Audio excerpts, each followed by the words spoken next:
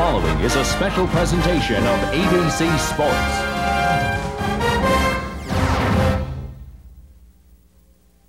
The Indianapolis Motor Speedway stands empty most of the year.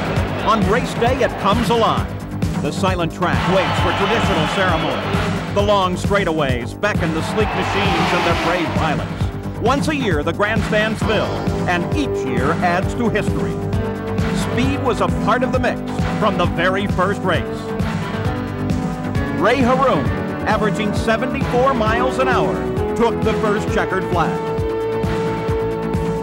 In 1925, Peter DePaulo was the first to average over 100 miles an hour. 65 years later, Holland's Arie Luyendyk drove the fastest race ever at over 185 miles an hour. Arie's first IndyCar win was worth $1 million. This year, too, the Speedway has been kind to Arie. And Arie Luyendyk is on the pole. The track is as important as speed. The 40s were tough on the Brickyard, beginning with a race morning garage fire in 1941. It was deserted during the war and became a shambles. Today, it's a proud monument to its owner's love of the sport. There have been great moments of emotion. Sam Hanks, after 12 tries, driving tearfully into victory lane and retiring. Or 2 weeks ago, when the grand champion took his last lap. Here he gives A.J. White. There were tears here, too. Indy draws drivers from around the globe. The start in 1966 saw a crash that eliminated most contenders. 500 miles later, Formula One champion Englishman Graham Hill wore the winner's wreath. Last year, three-time Formula One champion Nelson Piquet was eliminated in a devastating crash in practice. Today, he is back. Now, the reigning Formula One champion Nigel Mansell is trying to duplicate Hill's feat. His teammate, Mario Andretti, won here in 1969. Since then, he has been ravaged by bad luck. Today, the most experienced driver in the field starts in the middle of the front row. Here, history has a way of repeating itself. In 1982, a crash at the start eliminated 3 contenders. The race ended with Gordon Johncock beating Rick Mears in the closest finish to that date. Last year, pole sitter Roberto Guerrero's race ended even before the start. 500 miles later, Al Unser Jr. beat Scott Goodyear by the closest margin ever. All 3 are back, called again by the Brickyard's challenge. The Speedway is constantly changing. In 1991, Rick Mears passed Michael Andretti on the outside to take his 4th 500 flag. Today, Rick is retired, tutoring Paul Tracy. And Michael is trying his skill in Formula One. Last Sunday saw the unkindest cut of all, as defending PPG champion Bobby Rahal was bumped from the qualifying field. Every driver here today is well aware that a monster lurks behind the Speedway's walls. A moment's lapse can spell disaster. The new breed of challengers know the road can be hard. Paul Tracy is coming off of his first win. Robbie Gordon drives under the guidance of A.J. Foyt. Stefan Gregoire at 24 is the youngest driver and the fastest rookie. Brazilian Raul Boisel will start in the front row. Swede Stefan Johansson looks to his first 500. The waiting is over. Loving hands have prepared the cars, hoping theirs will carry its passenger to victory lane, its bottle of cold milk, and the Borg Warner trophy. It is the pinnacle moment in a driver's life. 200 laps ahead, an antique silver cup waits for a new name to be added. The challenge of the Brickyard begins again. There are 500 miles to go. Live from the world's greatest race course, the Indianapolis Motor Speedway, it's the 77th running of the Indianapolis 500-mile race. For drivers, this may be the most tense moment of the year, the final minutes before the start of what is dubbed the greatest spectacle in racing. There are so many new faces and new stories this year. We begin with Jack Arute. Paul, the garage of the pole winner, Arie Luyendyk, is empty. His car is already on the line, and Luyendyk is alone with his thoughts in the back. The biggest problem Luyendyk had this morning was bearing the traffic. Heavy traffic made him 45 minutes late to the Speedway. He hopes it's the only problem he has with traffic all afternoon. Let's check in with another story and Gary Gerald. Rare Jack is the rookie who comes to Indianapolis commanding as much attention as Nigel Mansell, the reigning World Formula One champion. He comes here for a day of first, his first time to race on an oval, his first time ever to go the 500-mile distance. He's now here with teammate Mario Andretti, pondering those uncertainties in the Newman Haas garage as we go to Jerry Punch. Gary, last year this Aspen, Colorado resident started from the front row, but last week it took an 11th-hour decision to switch cars, coupled with an electrifying qualifying effort in the final minutes to get the 33rd starting spot in today's field. But in many ways for Eddie Cheever, this may be his most gratifying start to date. Let's check in with Sam Posey. Lynn St. James was last year's Rookie of the Year, but by her own admission, she drove a cautious race, passing few cars. This year, she wants things to be different. If a troublesome misfire that has plagued her car is cured, Lynn plans a very aggressive race. There have been a lot of changes to the track this year, and Bobby Unser is in turn one to tell us how they will impact the way the race is run. Bobby? Last year, we had 3-lane passing. This year, there won't be any, and if they do, it's going to be right here in the grass, which won't work. The passing this year is going to happen at the end of the long straightaways, across the short chutes, and everybody's mind this year is where, when, and how. You'll see, and the drivers will figure out how to do it, I promise. Thank you, Bobby. Today is the most important day in the motorsports calendar. As the clock moves to the start of the engines, a year of dreaming, planning, designing, practicing, and building comes to an end.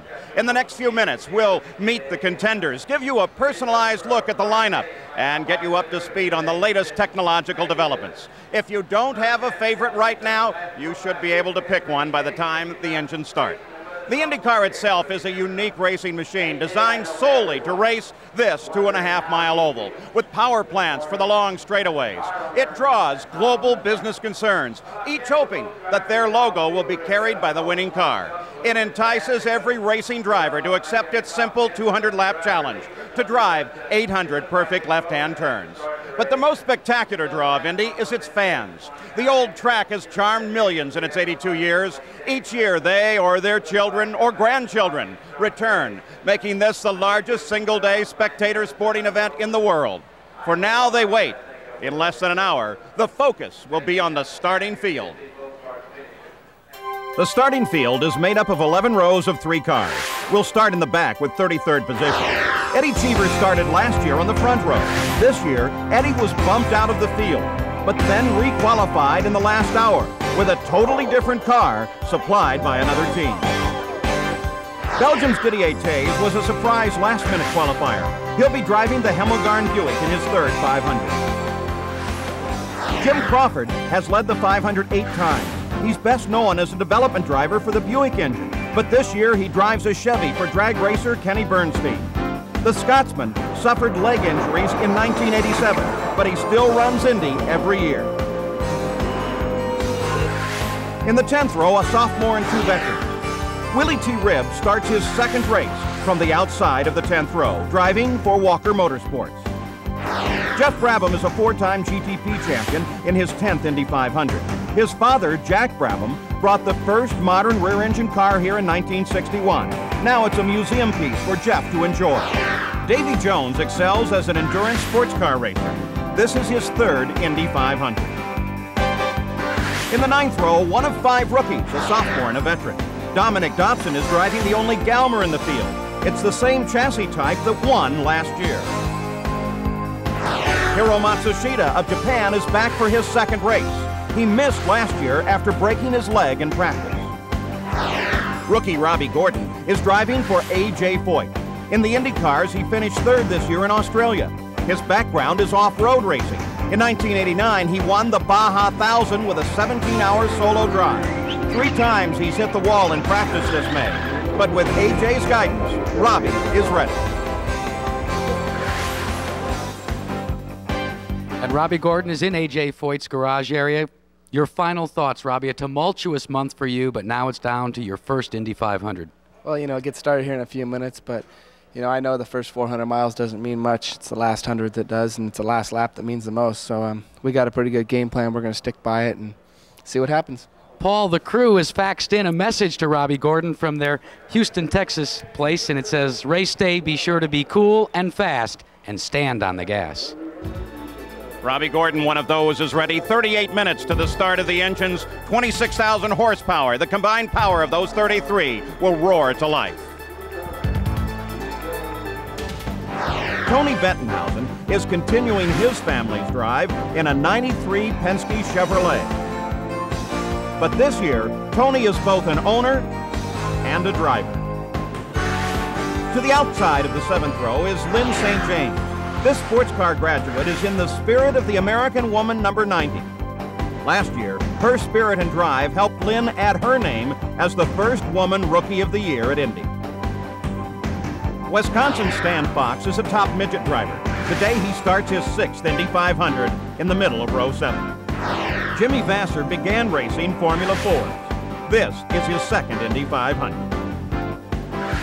In the 6th row, Gary Bettenhausen continues his search for an Indy 500 win in his 21st race. His close-knit family lives near the Speedway in Monrovia, Indiana. Gary took a scary ride on his first qualifying run, but he came back to qualify 18th and try again. 10 years ago, Teo Fabi was the rookie pole sitter here. Today, the Italian starts after a 2-year absence. Jeff Andretti is starting his 3rd race inside row 6. During last year's Indy 500, a wheel came off of Jeff's car, sending him nearly head-on into the wall. With his father's help, Jeff struggled back with his goal to drive in this year's race. Well, Jeff Andretti, we just saw that video, the horror that you experienced a year ago. During all the months of the painful recuperation, rehabilitation, did you ever think you'd get another opportunity to challenge this racetrack again? Well, I wasn't quite sure that I'd get an opportunity, but I was really thankful that the Pagan Racing team thought enough of me to give me another chance to at least show that I could still do it. Well, we certainly hope that it's a safe one today, but regardless of how it comes out, this is already a great success story. Have a good one. Thank you. Let's go to Jack. Gary, his cousin, Jeff Andretti's cousin, John Andretti, came with an empty fire suit, but now it's filled with all the commiserate patches. But how about the inactivity? You haven't raced an IndyCar for quite some time, John. Are you concerned about the Indy 500 because of that?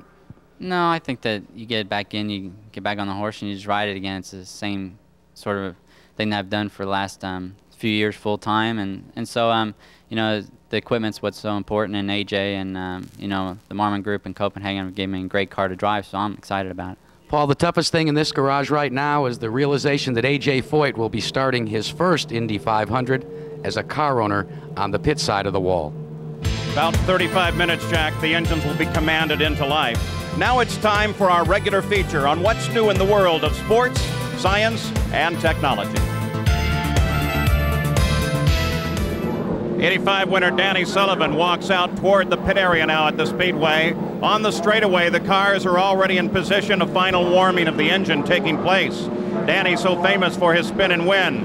That was the only win ever from the 8th starting spot, the middle of row 3. Today, Danny will start in row 4 as we continue our look at the starting 33.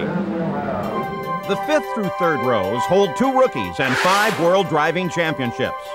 Rookie Stéphane Grégoire is a French Formula 3 champion. He drives as a part of a project to promote French drivers.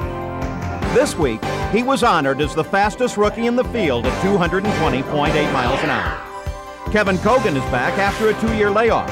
His road to Indy has been rocky. In 1989, he took a terrifying ride and escaped with only cuts and bruises. In 1986, Kevin was running in the lead with 3 laps left when Bobby Rahal passed and won. Ironically, last Sunday, Rahal tried to bump Kevin out of the field, but failed. Nelson Piquet of Brazil will drive number 77. 3 times he's basked in the glow of a world championship in Formula 1. Last year, his legs were badly broken in a practice crash. But Nelson battled back to start his first Indy 500. Outside the 4th row sits the 1985 winner at Indy, Danny Sullivan. He drives for the Gallus team in number 7. Away from the track, Danny spends his time with his son, Griffin. Scott Brayton, a former track record holder, is in his familiar number 22. Scott collects and restores fine cars, like this Cobra, which is equipped with a Buick Indy engine. Roberto Guerrero will start the 40 car from the inside of row number 4. The pole sitter last year, Roberto spun on cold tires during the pace lap and was eliminated before the start. He and his wife Katie have 2 young sons, Marco and Evan. This winter, their first daughter Haley was born. 2-time world champion Emerson Fittipaldi is the senior driver for Roger Penske. The Brazilian was the first $1 million winner here in 1989. Socially, Emo prefers the company of his wife Teresa and his children. The center of the row finds the reigning world champion Nigel Mansell driving for Carl Haas and Paul Newman. Nige made the red number 5 famous in Formula One. Like most Britishers, he is an avid seaman piloting Lionheart. With help from his best friend Greg Norman, he is a scratch golfer. But first and foremost, he is a family man who loves a day with the kids at the soccer field. After winning this year's first race in Australia, he crashed hard at Phoenix, requiring surgery. But 2 weeks later, still with stitches in his back, Mansell qualified at Indy, though not as well as he'd hoped. Paul Tracy is driving the second car in Roger Penske's stable. This young Canadian has always wanted to race, and always won it. Now, he has the help of the best teacher available, retired Rick Mears. With that backing, Paul won his first IndyCar race last month at Long Beach. Well, we mentioned he's in the middle of that third row. Here's Nigel Mansell. Nigel, earlier we were talking about the first today. First time to race on an oval, first time 500 miles, first time 7 pit stops. Are those your primary concerns? Oh, I mean, absolutely. I mean, I'm just trying to sort of detune myself at the moment to save all my energy for when I get in the car. But there's so many things to think of today, and you know, I've just been speaking to Michael in here with Mario, and he's saying he's learning some of the circuits as he's racing. Well, that's exactly what I'll be doing today. Well, we wish you well. We remember in 1966, your countryman Graham Hill, the last rookie to win at Indianapolis. Have a safe day. Let's go to Jack. And Gary, as Emerson Fittipaldi gets ready to make his walk out onto the grid, his wife Teresa on the phone, getting the well wishes of friends. But as a 2-time Formula One world champion, a winner of this Indianapolis 500, is it harder or easier now? Well, I think it's always harder here. I think with the new track configuration, there is a lot of excitement about what's going to happen, how is going to be the behavior of the cars on the draft. You know, we are looking for a good race. I was just talking to Ricky Mears before. I have to be patient today to learn what happened and then go through the race. And Paul, in typical Fittipaldi fashion, he just woke up from a nap about 5 minutes ago. That's the way Emerson handles his tension. Eddie Cheever, part of that last day qualifying drama, now walks out onto the grid, a car that he borrowed at the last moment to re-qualify into this 500-mile race field. Now let's go to Jerry Punch. Nelson Piquet, 3 world championships and 23 Formula One wins over your illustrious career. What motivated you to endure the agony of a comeback? Well, even being very successful in Formula One, always my dream is to come here and to participate in the 500. And I tried last year hard, and I have this big accent, and well, after long recuperation, I'm back here, and I'm trying to do well today. Paul, obviously the Indy is the one jewel missing from Piquet's crown. Perhaps this will be the day that he adds it. Pole sitter from last year, Roberto Guerrero, his wife Katie joining him, and his walk out through the pit area, now crowded with fans and well-wishers. 9 Formula One champions have driven in the 500 since Alberto Ascari first ran in '52. 4 have won. 7 world championships are in the field today. 26 minutes to go. We're back live at Indianapolis. Paul Tracy, a brand new father. His first child, Alicia, was born Thursday. He missed carburation day for the birth of this daughter, the first for he and his wife, Tara. The furthest anyone has started back in the field and won is 28th. No one has won from the last row. A majority of wins, 27, have come from the first 2 rows. Our final look at the starting field takes in the first and second row. In row 2, a veteran, a rookie, and a champion. The rookie is ex-Formula One driver Stefan Johansson. This handsome, single Swede is also an artist. He designs a beautiful set of signature watches. In the center of row 2 is the defending champion, Al Unser Jr. In 1989, while battling Emerson Fittipaldi in the final laps, he hit the wall. Now, At his Albuquerque, New Mexico home, that section of the Indy wall has a prominent place, complete with Al's marks. Last year, he won the closest finish in Indy history to become the first second-generation winner.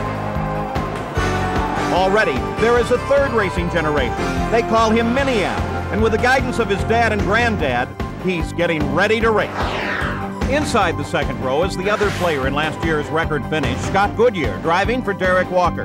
He didn't go in for Canada's favorite sport of hockey, but in his garage he still tried. In the first row, two former winners and a hungry veteran. Outside is Raul Boisel of Brazil, driving for Dick Simon. Like his two brothers, he started as a show horse jumper, but preferred the louder life of motor racing. In the center of the front row is Mario Andretti, at age 53, starting his 28th Indy.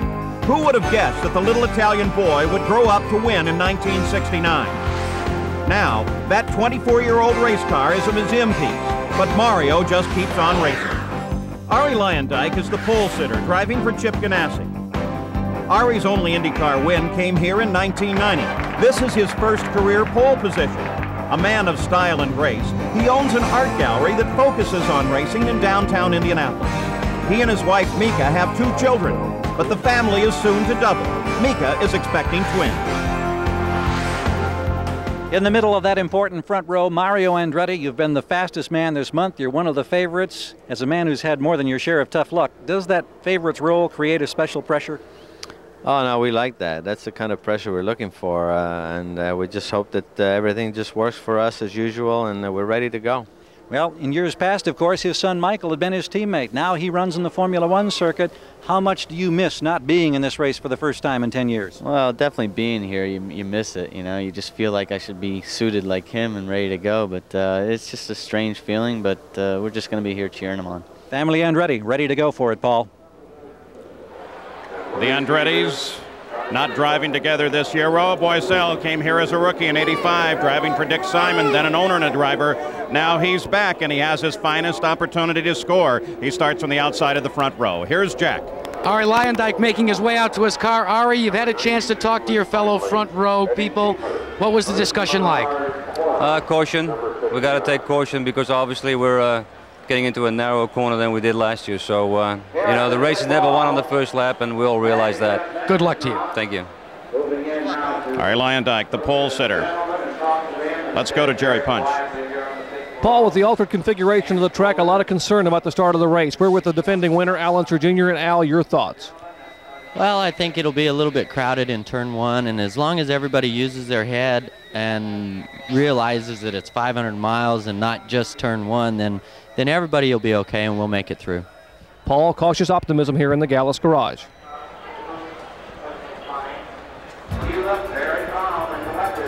Scott Goodyear, second in last year's race, begins his long walk out toward his team.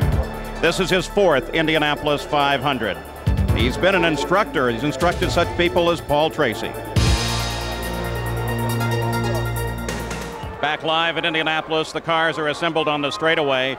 Stefan Johansson started in the IndyCars at Detroit last year, where he finished 3rd. Today he starts 6th, ahead of all other rookies.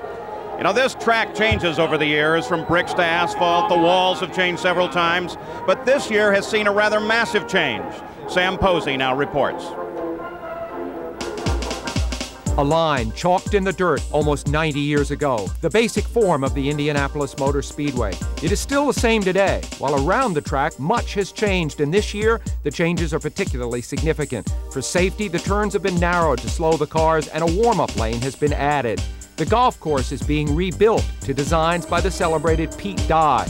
With this 18-hole championship course, called the Brickyard Crossing, the Speedway will soon be hosting the greats of golf as well as racing. On the track, the turns have been narrowed by replacing the innermost lane with grass. A separate lane has been created for cars warming up as well as going in and out of the pits. Rumble strips discourage shortcuts, while a new steel-reinforced outer wall anticipates next year's exciting debut of the NASCAR Stockers. The catch fencing is higher and stronger. Last year, drivers straightened out the turns by crossing the white line into the warm-up lane. This year, there is no crossing the line because there's no pavement beyond it, only the rumble strips and grass. The turns are no longer taken flat out. Passing is much tougher. As for the start, this is what it looked like last year. 3 cars abreast, a scene unlikely to be repeated in today's race because there just won't be enough room. With me is 4-time Indy winner Rick Mears, who of course retired at the end of last year. You recognize him with that beard? Rick, all the talk, of course, is about what's going to happen when this field funnels down into this narrower turn 1. What do you think is going to happen? Well, you know, it's hard to predict what's going to happen, but I really think that it's on all the drivers' minds. I think they're very, very aware of it and very aware that they're going to have to funnel in. You know, I think you might get a bit of an accordion effect more so than in the past. But I think, again, the drivers are very aware of it and they're going to use their head.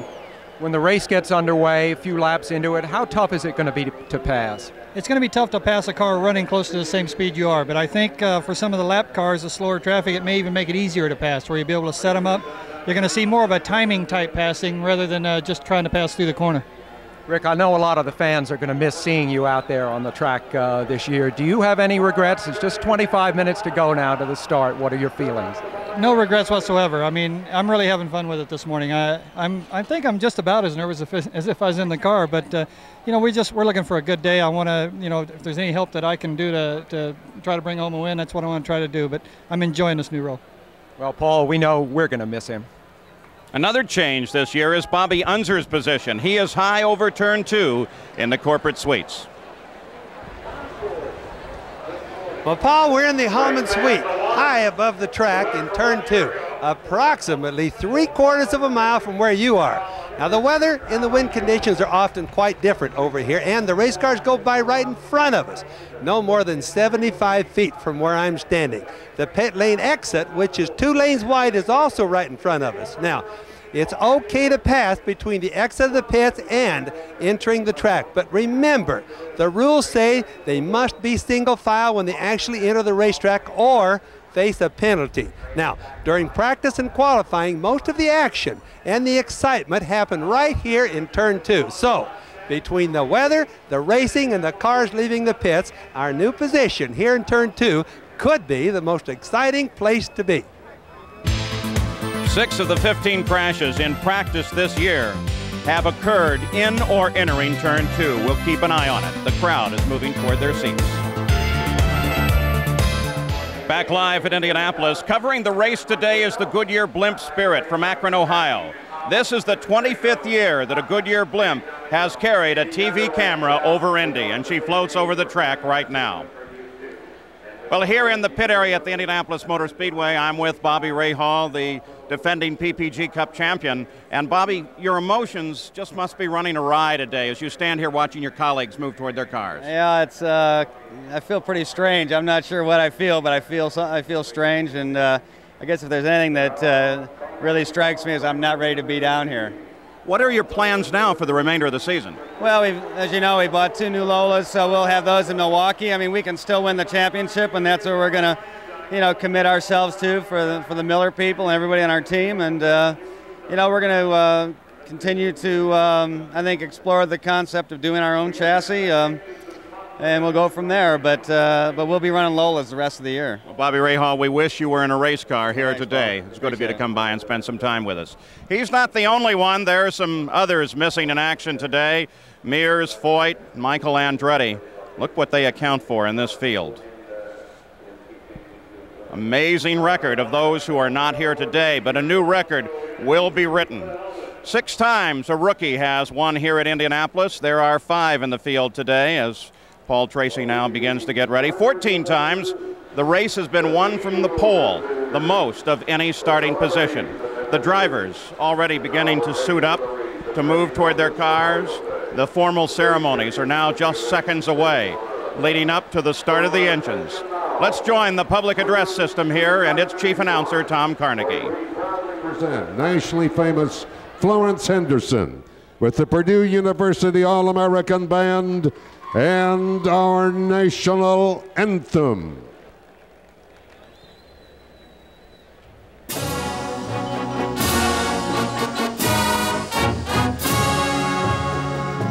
Oh, say can you see by the dawn's early light what so proudly we hailed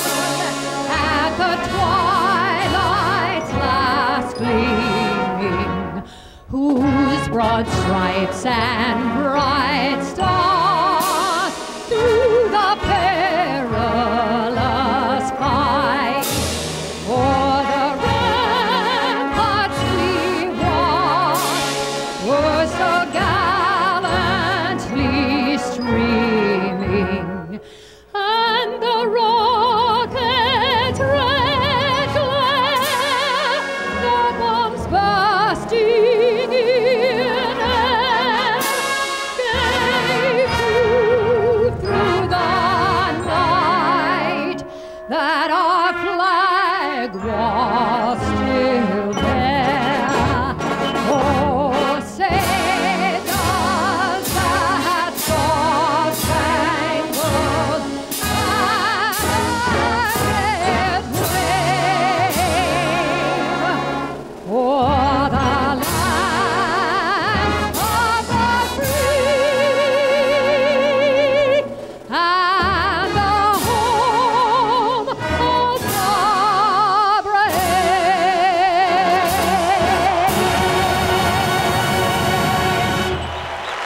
With a roar from the crowd, the formal ceremonies leading to the engine start are now underway. We'll return with more of the Indianapolis 500 after this message and a word from our ABC stations. Ladies and gentlemen, would you please remain standing for a moment? We ask your silence for a moment. On this Memorial Day weekend, we pause here in a moment of silence to pay homage to those individuals who have given their lives unselfishly and unafraid to make it possible for us to witness as free men and women the world's greatest sporting event. We also pay homage to those men and women who have given their lives unselfishly and without fear to make racing the world's most spectacular spectator sport.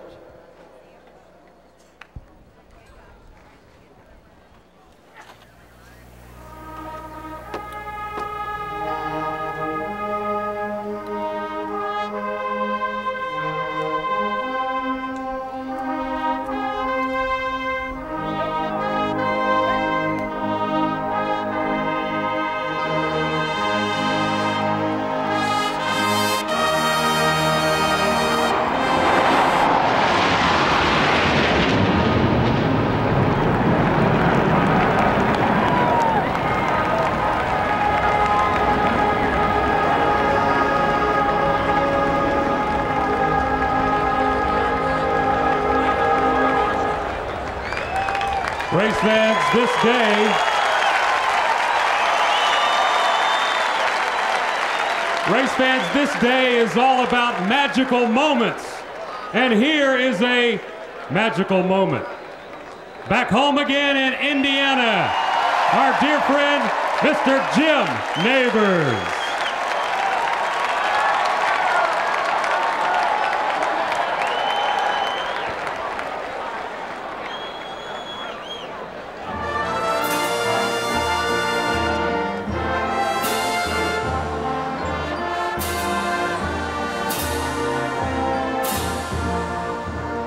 Back home again in Indiana, and it seems that I can see the gleaming candlelight still burning bright through the sycamores for me. The new moon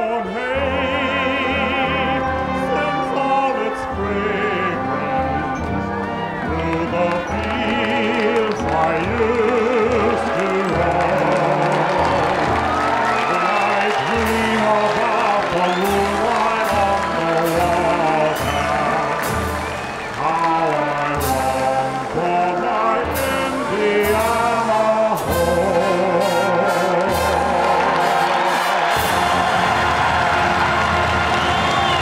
Jim Neighbors, back home again in Indiana, as the traditional balloons are released from the starting line.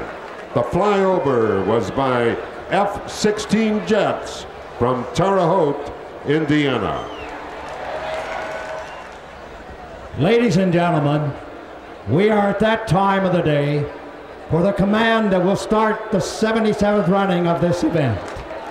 Here to give the traditional words is Chairman Emeritus of the Indianapolis Motor Speedway Board, Mrs. Mary Fendrick Hallman. Ladies and gentlemen, start your engines. There it is, the traditional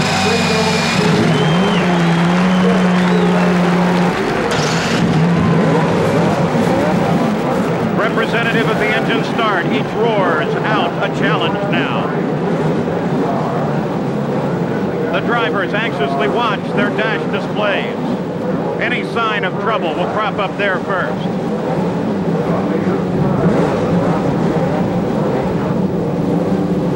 There was some concern for Lynn St. James' engine.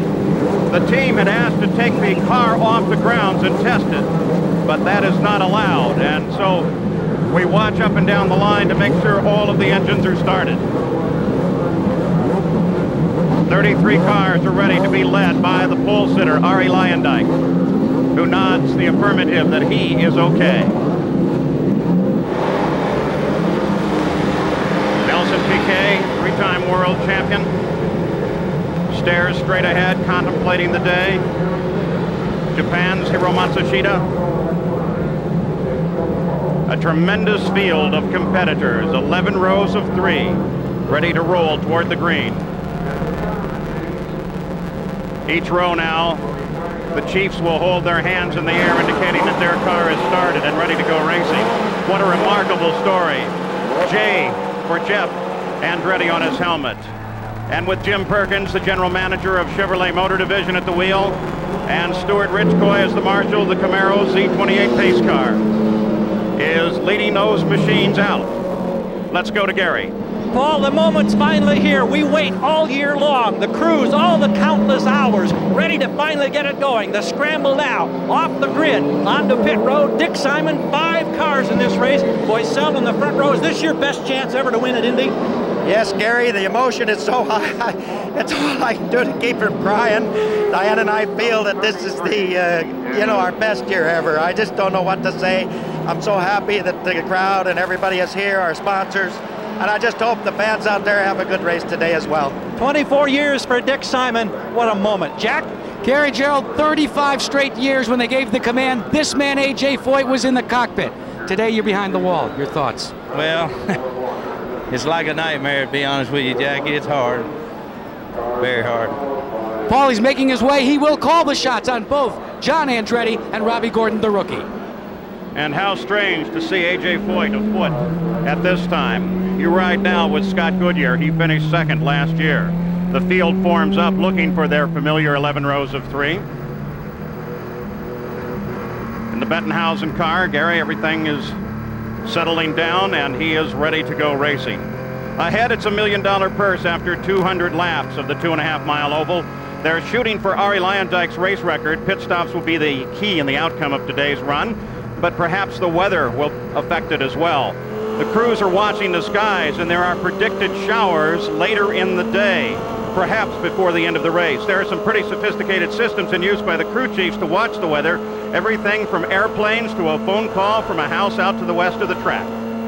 Now there's a new twist in the pit rule speed limit this year. Here's Jack Arute. Paul, for the second time in 2 years, there will be a 100-mile-an-hour speed limit on pit road in green and caution. Starting at the entrance to pit road and all the way down, there will be radar guns and display boards. If you violate the 100-mile-an-hour limit, you will be penalized. But they won't measure it by the radar guns. They'll use the onboard transmitter that does the scoring. They say the severity of the violation will determine the severity of the penalty. We'll have to wait and see.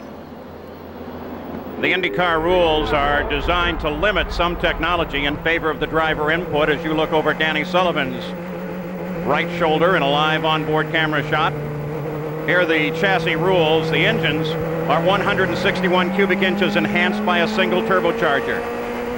And of the chassis in the field today, well, the Lolas dominate. They are customer cars. The Penske's and the Galmer are limited edition specials.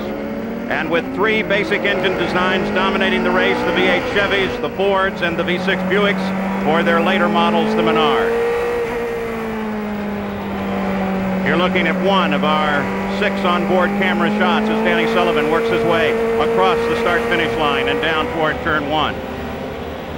These are the onboard cameras that we have today that will help you keep track of the 77th running of the Indianapolis 500.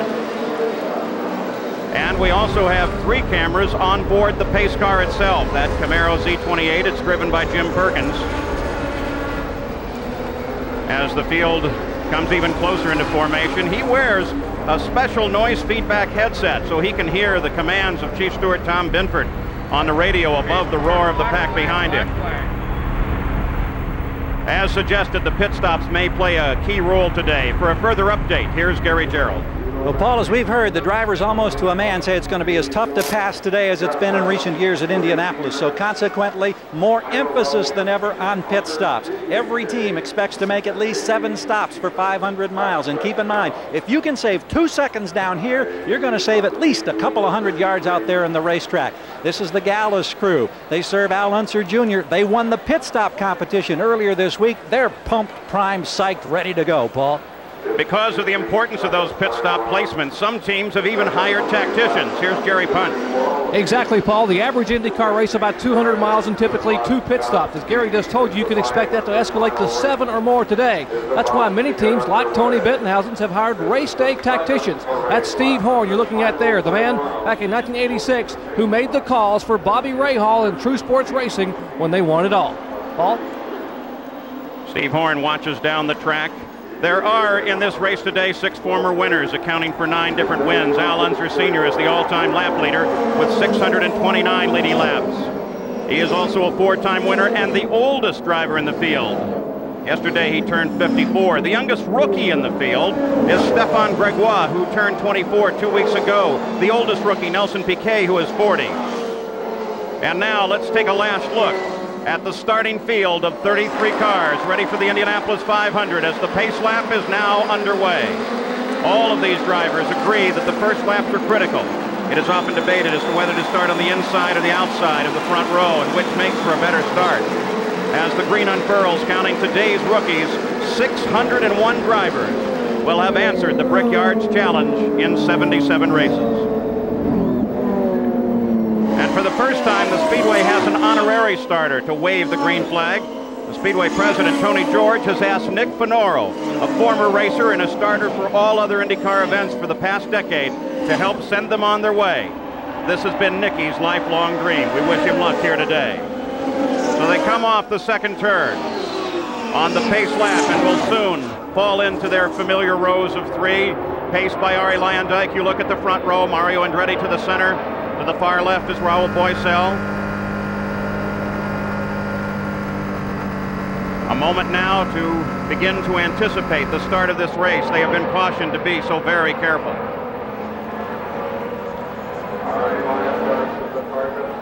In the north end of the track now, the northeast corner. The field coming into nice alignment in the front rows.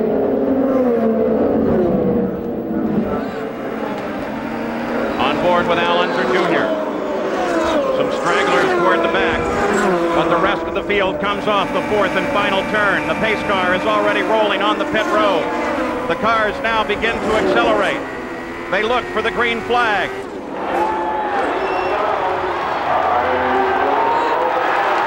And the Indianapolis 500 with a swirl of green is underway for the 77th time.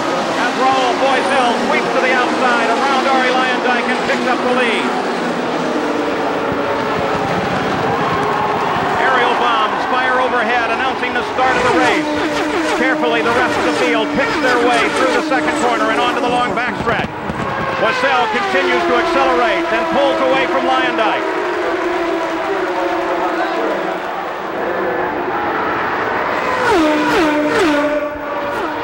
Running to the completion of the first lap now. Raul Boesel heading onto the home stretch. Chased by Luyendyk. And Raul Boesel will lead the first lap of the Indianapolis 500. Then Luyendyk, then Mario.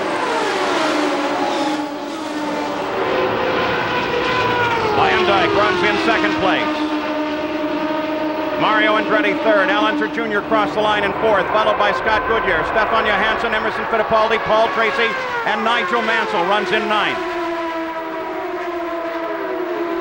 They have been careful on this start. The Chief Steward, Tom Binford, asked them to be very careful. They have been so. We expect the pace to pick up as they begin to string out. Single file, there's the defending champion. He is in fourth place. Scott Goodyear, the man who battled against Al Unser Jr. last year. Raul cracked that first lap off at 201.14 miles an hour.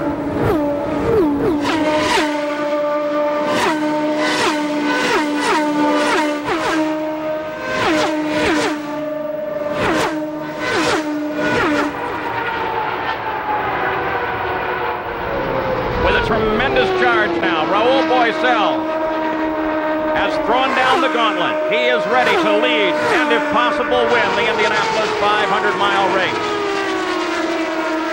The rest of the field flashes across the line now. The fight is for second place.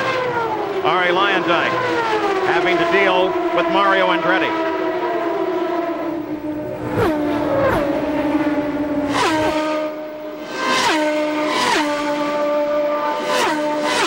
Three laps into the record book, and the pace picks up. Boesel is now charging at 213.5 miles an hour.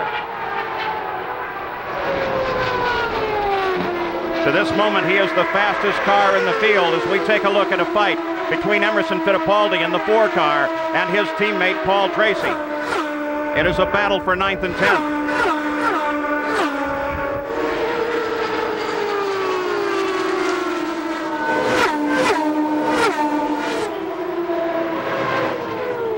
The two Penske cars are a study in contrast. Emerson Fittipaldi, the veteran, Paul Tracy, the rookie. Both took it carefully at the start. They will not be dicing with each other for position yet with the idea of beating the other man. Still, it's in the early stages of the race.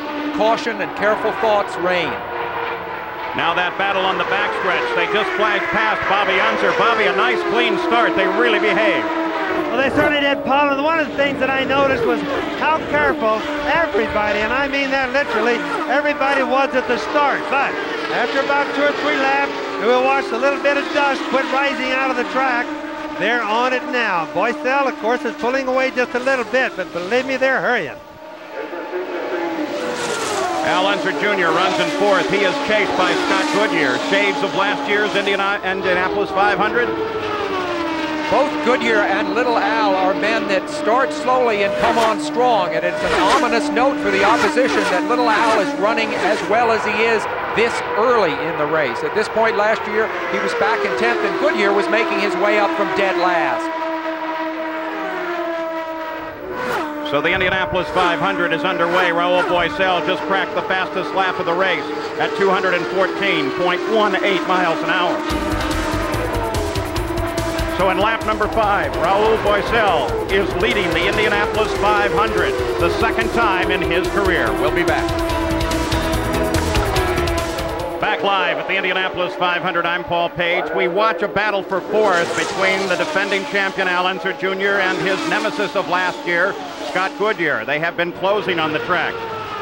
Last lap speed on the Valvoline speed chart as we keep track of this race. The view backwards from Al Unser Jr. Fastest lap thus far at 214.184 miles an hour. Eerie similarity to the last year. What of course is different is that the track is so substantially changed that the turns are narrower. You see the grass there on the inside where there used to be an apron. The question was, would that make the start more dangerous? Everyone funneling into turn 1 with nowhere to go? Well, everybody was careful and it's worked out. The question now is, can you pass on this track, reconfigured as it is? So far, we've seen them strung out. The atmosphere has been more like a no-hitter going in baseball. No real action per se. But I think there's tension, and it's a question of these drivers getting the feel of the track. We're going to start to see passes soon, and it may be between these two drivers. Well, Sam and Paul, as I watch the track, it's getting a little bit slippery as typical. Early in the race, the guys lose a little bit of fuel because they have everything fuel or fluid, period, they have everything full. And so it gets a little bit slippery. And that's the reason everybody's being a little bit careful. Remember, the groove is narrow this year because they're all having to run on the racetrack. And Mario Andretti has just managed to move around Arie Luyendyk and into second place as they are already overcoming slower cars in the field. Mario using those cars to his advantage and moves now to second. Fastest lap in the race, still 214 miles an hour. They say there are old drivers and bold drivers, but no old, bold drivers. Mario at 53, I would say, qualifies as both. You got a glimpse at the Valvoline driver's summary. We'll be seeing that throughout the day. The enormous crowd here. So far, the weather excellent, but everyone has been looking at the radar screens that are scattered through the garage areas. There's a front passing, has already come into Indiana and is passing across the northern part of the state. Whether we catch a corner of that or not may very well determine how this race comes out. You can see, too, that Scott Goodyear has moved around Al Unser Jr. And now take a look at Emerson Fittipaldi as he comes around Johansson, takes advantage of a fight between those two, and now sets his sights on Al Unser Jr. If there is a question about where they will pass, they've already begun to figure it out. But that pass was on Stefan Johansson, an experienced Formula One driver, but a rookie here at the Speedway. I think he was very careful. Here comes Emerson again now on Little Al, and he sweeps by Little Al. So Emerson is on the move, and he is the first man to prove that you can pass if you've got your act together here. Fittipaldi, very definitely on the fly, has moved up 2 positions in a single lap. Let's go to Jack Arute. Well, Paul, we're beginning to see the reports of the cars getting very, very loose. That means the tail wants to swap ends with the nose. That's the case with Scott Goodyear, and now with Al Unser Jr. as well. The heat taking its toll in the early going to the chassis combinations. We keep an eye on this battle now as you're watching the reigning world champion, Nigel Mansell, as he moves underneath Paul Tracy, and he comes forward in the field. Mansell now moving up into 9th place. This battle at the tail end of the top 10. Raul Boesel continues to lead. Now Tracy trying to set up on Nigel Mansell. And remember, Mansell, as you see him being repassed there by Tracy, has never run on an oval before. He crashed before running at Phoenix. He's also never run in a race more than 200 miles long, so he's got a lot of things to learn today. Paul Tracy now looks for room right behind Al Unser Jr. as he moved around Mansell. They head down into the first turn as Mansell signals to his board operator, and they turn toward Bobby Unser. Well, Paul is still the same. Yellow light, the yellow flag. And a car spun on the backstretch, but managed to keep it going. It's Jim Crawford, I believe, of the Kenny Bernstein team. Crawford, who of course has had such an up and down career 60 car, right. here. But luckily he has not hit anything, although you see some smoke coming out of the back now. Everything looks good over here, Paul and Sam. The only thing is that the track is very slippy right now, and everybody seems to be a little bit loose. So with 15 laps into the 77th running of the Indianapolis 500, Raul Boesel leads, and we are under our first yellow. No contact with the wall, though.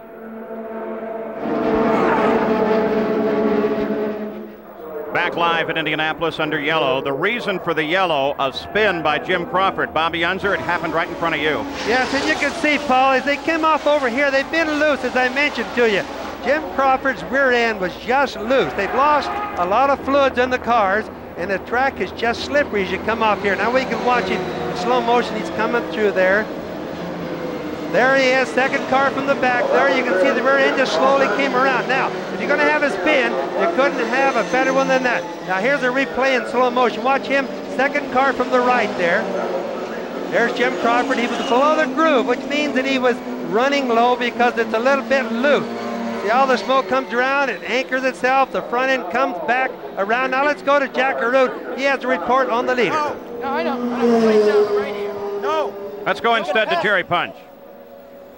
Jim Crawford came in minutes ago, and take a look at the tires that came off his car. When he spun here, the right front tire and the left front tire both eaten away at 200 miles an hour. That's what's left of the tires. Crawford, by the way, has no radio communications with his crew. Let's check in with Jack Arute. Well, Gary, the leader, Raul Boesel, came in, and it was a lucky yellow because they pulled this out of the radiator area, and you know what in the heat this could do. But Dick Simon, there is some talk that Mario Andretti is complaining that maybe Raul passed him on pit road. What's the situation? That is legal as long as he doesn't exceed 100 miles an hour. In the pits, it is still the same as the race course, and when Mario was slowing down for his pits, he should be able to pass him. There you have it, Paul. Dick Simon, first time a Dick Simon-owned car has ever led at Indy when Raul took the lead there. ABC's Wild Thing Weekend continues tonight when Jamie Lee Curtis and Kevin Kline star in A Fish Called Wanda. And then tomorrow night, African Beasts go wild in The Race for Life, and John Belushi goes wild in Animal House. That's all tomorrow here on ABC. Well, Kevin Cogan will lead the pack around as the leader of the race. He did not go into the pits, one of very few that did. For an update on Al Unser Jr., here's Gary Gerald. Taking advantage of the yellow, the Unser crew came in, changed tires, added fuel. They took 2 full turns on the front wing. He was complaining, as Jack mentioned earlier, that it was loose. They've hopefully addressed that. Both Penske cars in adjacent pits, Fittipaldi and Tracy, in everything routine for them, Paul. Kevin Cogan, Al Unser, John Andretti, and Robbie Gordon have not come into the pits. Dominic Dobson just has. So already the tactics of this day are beginning to play, and Sam the Cloud has been clouding up the sky just a little bit. Yes, the rules are that the race must go half distance, which is 100 laps, plus 1 lap. There's Kevin Cogan. Before it can be an official race, it can, of course, be restarted if the officials, led by Tom Binford, think that the track will dry out before the end of the day. But that's all conjecture right now. We've got a race on our hands. Well, so far, I can see from turn 2, Sam and Paul a long way to the west, and we don't have any rain inside. I realize it's getting a little cloudy, but they're not rain clouds yet. It's extraordinary to see Kevin Cogan back in the field at all, much less leading the race after his horrific crash 2 years ago and his very difficult rehabilitation period. A lot of pain suffered by this man. Great determination as shown by Kevin Cogan to be back in the field. Green to the front row is green to the field, and already there is a battle underway at the front as Kevin Cogan leads them down. Al Unser now, he runs in second place. His car very similar to Crawford's and Guerrero's. You'll be able to tell it by the blue nose wings on the car. There's Raul Boisel as he now tries to work his way through the field. Mario Andretti sits just in front of him. They're actually in 4th place, battling for 4th right now. And the car they're passing there, you see Mario go underneath John Andretti in the black A.J. Foyt car. Kevin Cogan still at the front, being chased by Al Unser.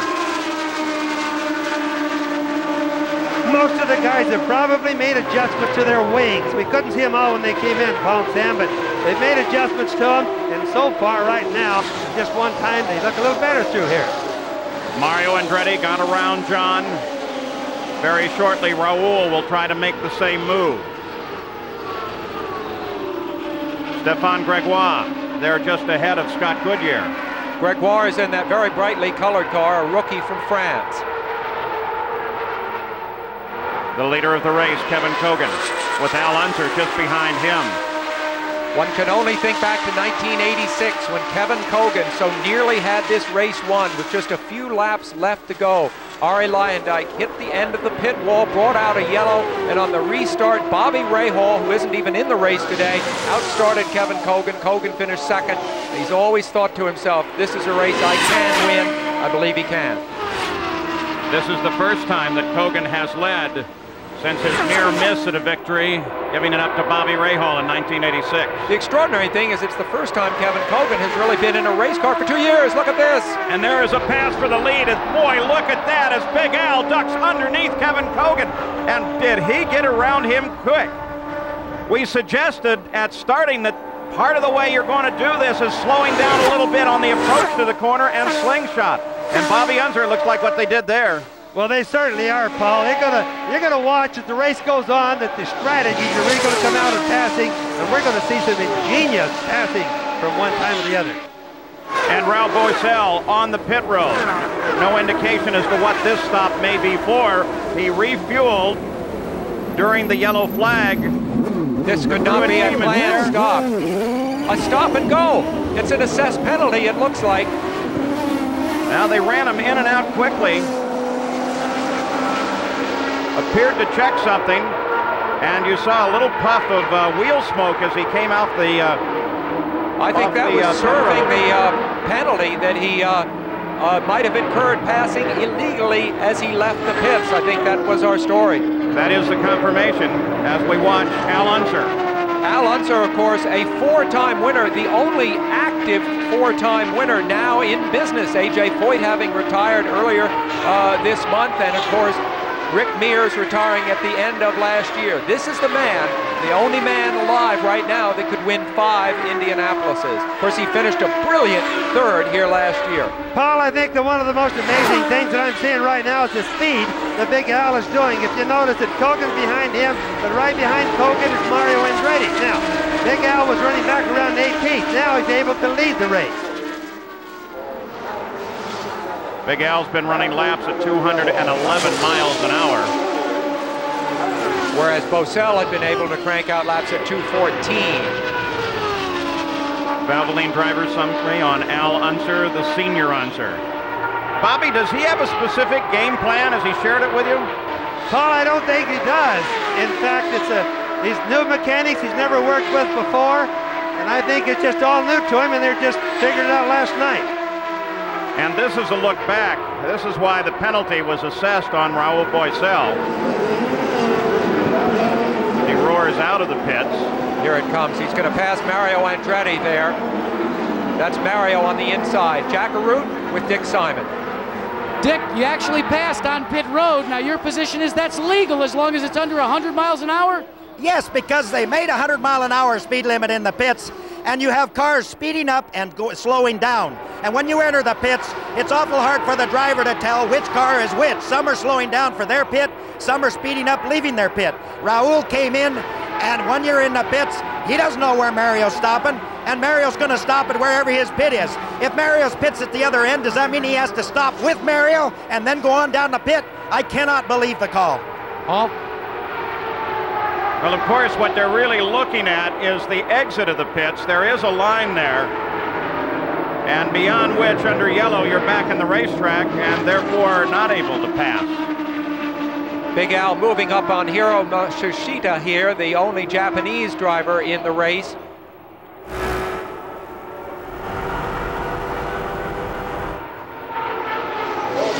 Al Unser still in front, keeping an eye on Paul Tracy, who runs in 10th place.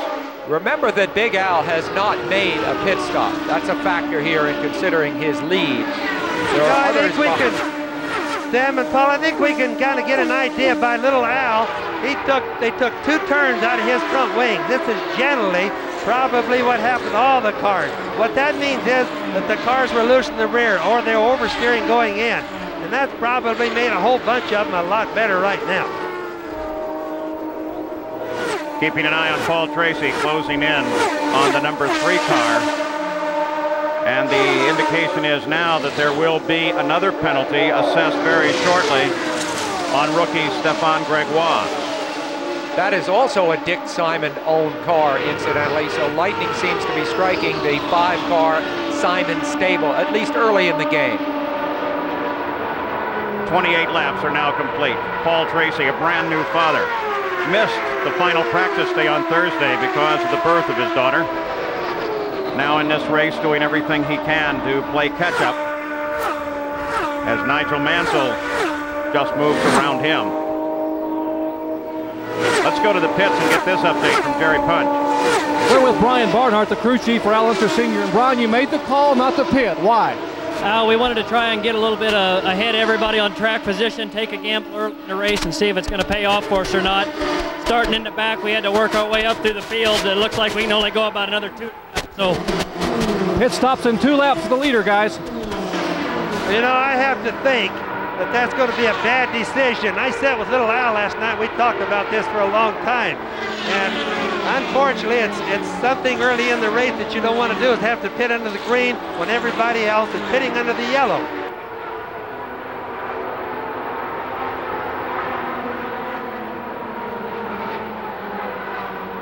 So we watch for a stop. Should come on the 32nd lap for Al Unser.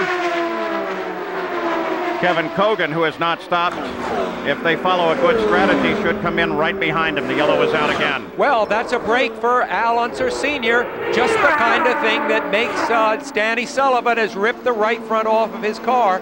What a break for Big Al and the couple of other guys that, including Kevin Kogan, did not pit earlier. They'll now be able to pit under the yellow. Sam, this shows that racing is a little bit of a gamble in some ways, isn't it? So Big Al has certainly gained from this one. Yep, Not an inexperienced driver. Danny seems, of course, to be perfectly all right. This is the winner of the 1985 race, out of it right now. So Danny climbs out of his car, obviously all right. We are under the second yellow of the day after Danny Sullivan bounces off the wall. We'll return with more of the Indianapolis 500 after this message and a word from our ABC stations. 32 laps are complete at the Indianapolis 500. We are under our second yellow of the day, the yellow for Danny Sullivan, who has been in his 5th crash in 11 Indy 500s. He is okay, but Bobby Unser, this could be the definition of push, huh? Well, Paul, this one, as we look at it, we'll have it up in just a moment here, but it looks very similar to the wreck that we had with Danny several years back. Look at that, the car right there, the blue one. Now we'll do it another time, and you watch, it just turns loose and goes out to the wall. Here's regular speed again from IndyCar. Now you watch him, watch his hands on the steering wheel. Now Danny, the thing's really strange. We know the front end just let go, probably from track conditions changing, oil, water on the track, and etc. But the strangest thing, there he is to the right, coming out, and you can see once he hits the gray stuff, it just literally goes to the right. But he never turned the wheel farther, trying to get the car back on the racetrack. So it looks very similar to one they did before. Here's the changes in the track. You can see right front tire hits the gray in the racetrack, goes right on out. You can see the magnesium right front wheel hit the wall, the fire come off of it. Thank God there's not much wrong with it other than a bent right front. Almost a replay of Danny's accident in 1988. Well, under the yellow, Mario Andretti has picked up the lead. We will continue under the yellow for several moments, and we'll be back. Back live at Indianapolis, you ride with Nigel Mansell, but let's go to Gary Gerald. Ed Nathman calling the shots for Danny Sullivan. You had word with him. What was the problem, Ed?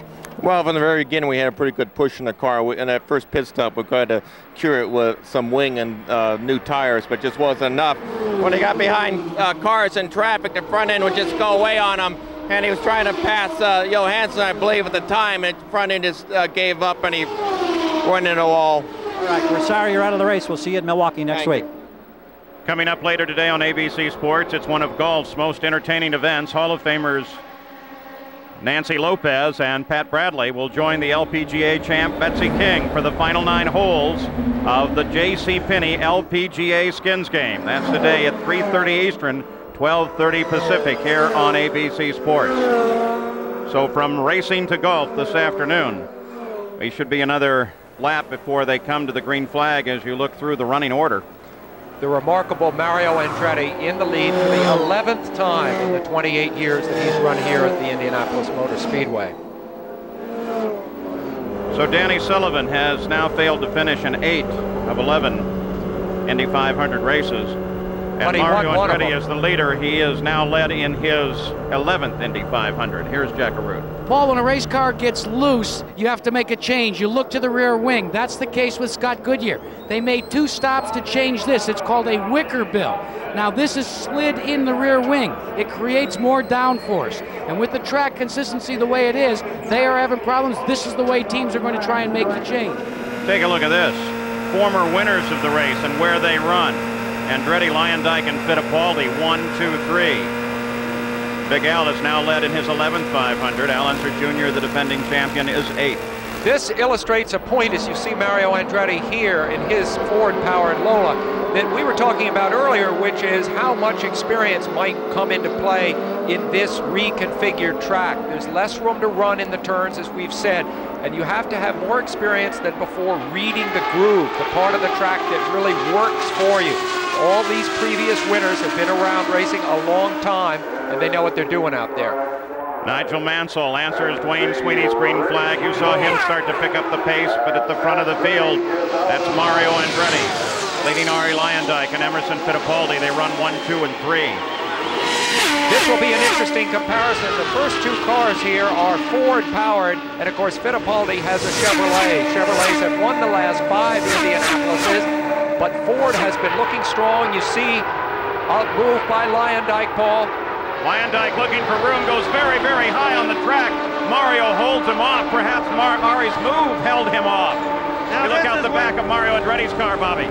Now this is where we knew there's going to be a difference. Mario blocked Lyondike on the left. There is no apron to run on this year. There's only grass.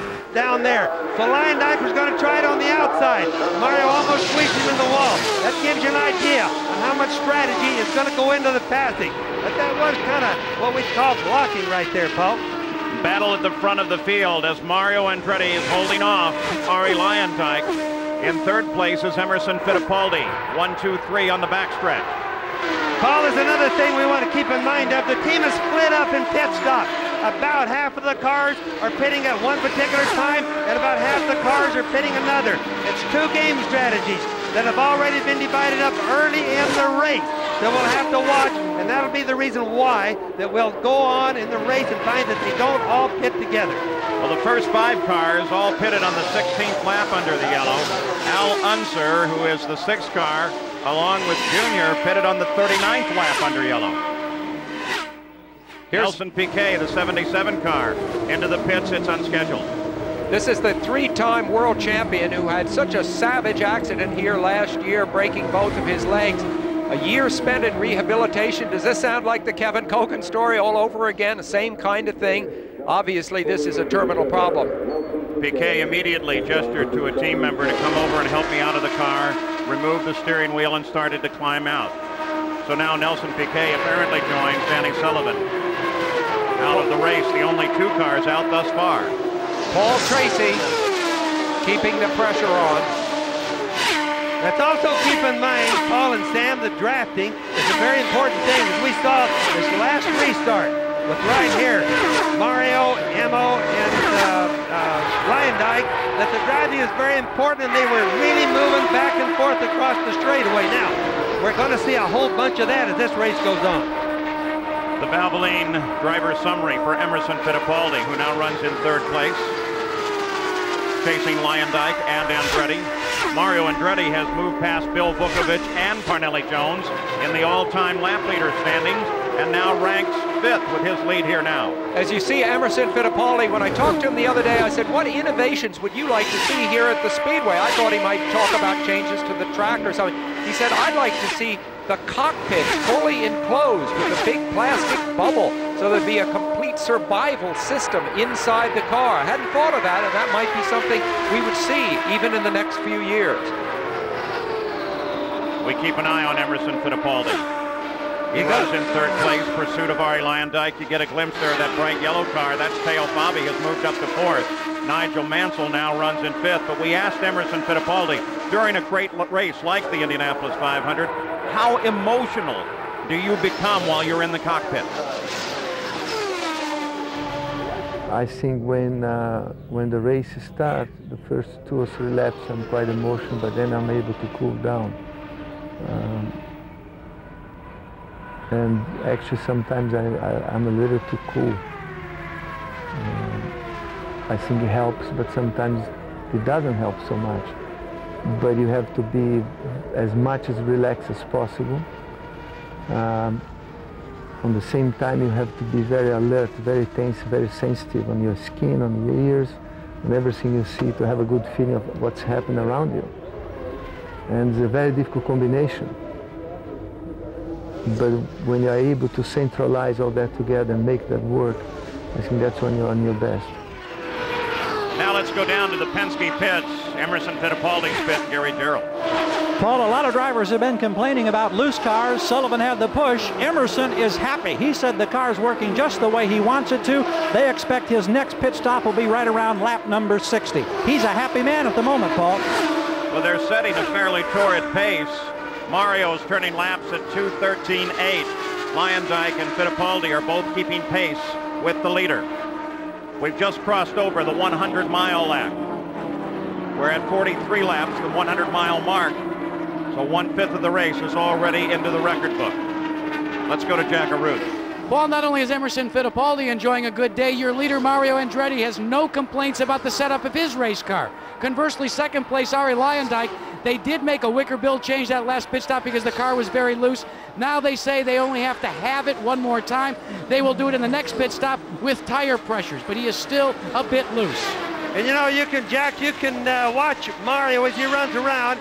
He gets right down on the rumble strips about half of the time. Now this indicates normally that a guy's handling really good, especially when he's going fast. Now let's go to Jerry Punch. Nelson Piquet is with him. And Nelson, it was a short day for you. What happened? Well, in the carburation, we had some problem with the engine. They think they fixed the problem, but from the start of the race, I had only 50 inch of boost, and the engine didn't have it. The engine didn't have any power. I was trying to hang him in there, but it was impossible. And after that, the engine blew up. What about the passing? A lot of concern early on about passing. Can you pass out there in the groove? Well, I have to pass in the straight. You pass in the streamline. Nelson Piquet, the three-time Formula One champion. Keeping an eye, too, on another Formula One champion, the reigning champion, Nigel Mansell, as he's just handled up Arie Luyendyk and is now moving in position for an attack to the front of the field. The leader is still Mario Andretti. Mario, you see Emerson Fittipaldi closely pursued by Nigel Mansell. I believe that Mario is still leading Arie Luyendyk. So we have two battles at the front. As we take a look at the battle for the front of the field, as Luyendyk, using the traffic, moves around Mario Andretti and picks up the lead of the race. So up to Luyendyk. All the traffic is really making a big difference. In the turn, they're all lapping the cars now. They're really getting bunched up. We watched Luyendyk working on that hard speeds. We're clear down to 195 miles an hour. So he took advantage of it. So Luyendyk now at the front, turned to lap at 213 miles an hour to get that accomplished. So on lap 47, another leader of the race, Arie Luyendyk. Race started with Raoul Boisel in the lead, then Kevin Kogan took over, followed by Al Unser, Mario Andretti, and now Arie Luyendyk. You ride with Nigel Mansell.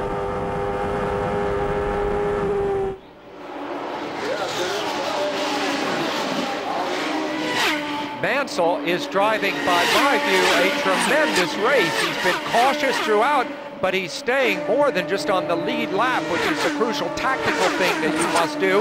He's pushing it very successfully with no mistakes. That's Lynn St. James that sits just ahead of Mansell. Emerson Fittipaldi just passed by Mansell. Now tries to close. The traffic very definitely a factor, just as many of the drivers worry. Let's get an update on Nigel Mansell. Well, in the midst of the biggest race of his life, Nigel Mansell radioed to his crew. He's enjoying himself. He says, I like the cautions. It's like stopping for a bit of tea. Oh, come on. That's the spirit of Nigel Mansell. I'll tell you what. He has enjoyed every minute that he has been here during the month of May. The question is, will he continue to enjoy the race, though, because his Phoenix crash left his back really hurting. He had over 100 stitches. They've had to siphon blood out of a cavity there in his back, and I think as the race goes on, it's going to be tough for him. Well, you know, as we watch him over here in turn 2, Stan McCauley, get through here really nice. He has a good line, he's aggressive, and he realizes that it's early in the race. So I think the guy's pretty smart. Gary Bettenhausen moves around Lynn St. James, picks up 19th place as we continue to watch Nigel Mansell. You know, though, he's been injured in racing accidents before, twice broken his back. That kind of thing doesn't seem to slow him down at all. Here's the leaderboard of the rookies now in the field, led by Nigel Mansell, who is in 3rd. Robbie Gordon is in 10th. Just back remember, at the front of the field. Just remember that a defending world champion has never managed to win Indianapolis. And here is Nigel Mansell running a strong 3rd as we go 50 laps into this race, 1/4 distance. Arie Luyendyk leads it. Just 0.4 of a second back as Mario Andretti and then Nigel Mansell, and you can watch both of them now as they close on the leader. It's a 3-way battle for the lead in Indianapolis. Remember, Nigel sets up his teammate. Nigel moves to the inside. Can Nigel and Mario make it side by side into one? There is a battle there, and Mario slams the door on Nigel. There's no love lost between these two men. They were teammates years ago for Lotus in Formula One, but right now, This was a team that was originally a one-car team, Mario Andretti only, and then it became a two-car team when Mario's son Michael joined it. But Mario did not have in mind having the current world champion come over and be part of that team. He's handled it well, Nigel has handled it well, but believe me, they are deadly rivals on the racetrack. Bobby Unser, this is a terrific battle. Yes, it is. In fact, I was trying to get in on the line there just a second to tell you that Nigel really used good judgment there. Opposite of what he did at Phoenix, Bob, because he went under Mario. He technically, in our world, had him passed, but he backed off, let Mario go on in there. And in traffic, Bobby, they're coming toward you again. Yes, and Nigel's going to take another run at him. He's getting back down turn 2, coming off of turn 2, and he's really going faster than Mario. He's going to be trying some passes at the end of the straightaway, using the drafting to help him do it. The Valvoline race summary after 50 laps, 1/4 of the distance here as Mario begins now to poke his nose under the side pod of Arie Luyendyk. One thing working for Nigel as we see him pursuing Mario here is that in a sense everyone in this race is a rookie, just the way he is because of the reconfiguring of the track. Everyone is trying to find out what's going on out there. Nigel showing Mario, sometimes you pull out like that just so that your rival sees you in the mirrors. You can try to shake his concentration. It's just a little hello, here I am. Well, pretty soon he'll surprise you, Sam, and he'll drive right on by because he does have a little bit of speed on Mario right now. And Bobby, don't think that Emerson Fittipaldi, who lies right behind him, isn't thinking, oh, look at those guys race. On board with Nigel Mansell. Fittipaldi may drop off of this battle. He currently runs in 4th, but he is due to pit on the next lap. He last pitted on lap 16. That's the same lap that everybody at the front stopped on. So one would assume that there goes Nigel. He moves to the inside as they come across the line. And can he hold the line down to the inside? He does. And Nigel Mansell takes over second place from his teammates. We can tell each lap, each turn, he's getting more confidence. He just looks better going through the turns. He's more in a good racing line now than we've seen. And here is Emerson Fittipaldi. Let's go to Gary. Emerson Fittipaldi ducked into the wrong pit area momentarily, Paul. Then he found the right spot, and he's getting the routine service. We don't see any adjustments up front. Earlier, he radioed the crew that he loved the way the car was handling. He's away smoothly. Oh, on the outside, one of the Bernstein cars. They came within inches of each other on pit road. These stops being made under the green on the 54th lap, the second set of stops in the race, though a couple of these are staggered. Let's watch Fittipaldi as he comes in, as Gary already suggested. He missed a pit. They wave him out of there. No, that's wrong.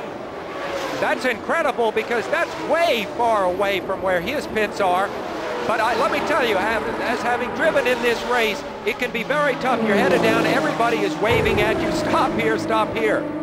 And Mario Andretti, again, a green flag stop. Jack Root is there. It's a nominal pit stop for Mario Andretti, taking fuel and tires. You can see no major changes. I repeat, no changes in the handling.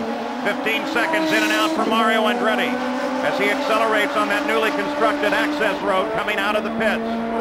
And at the front of the field, it's now Arie Luyendyk, but perhaps not for long as Nigel Mansell sweeps around.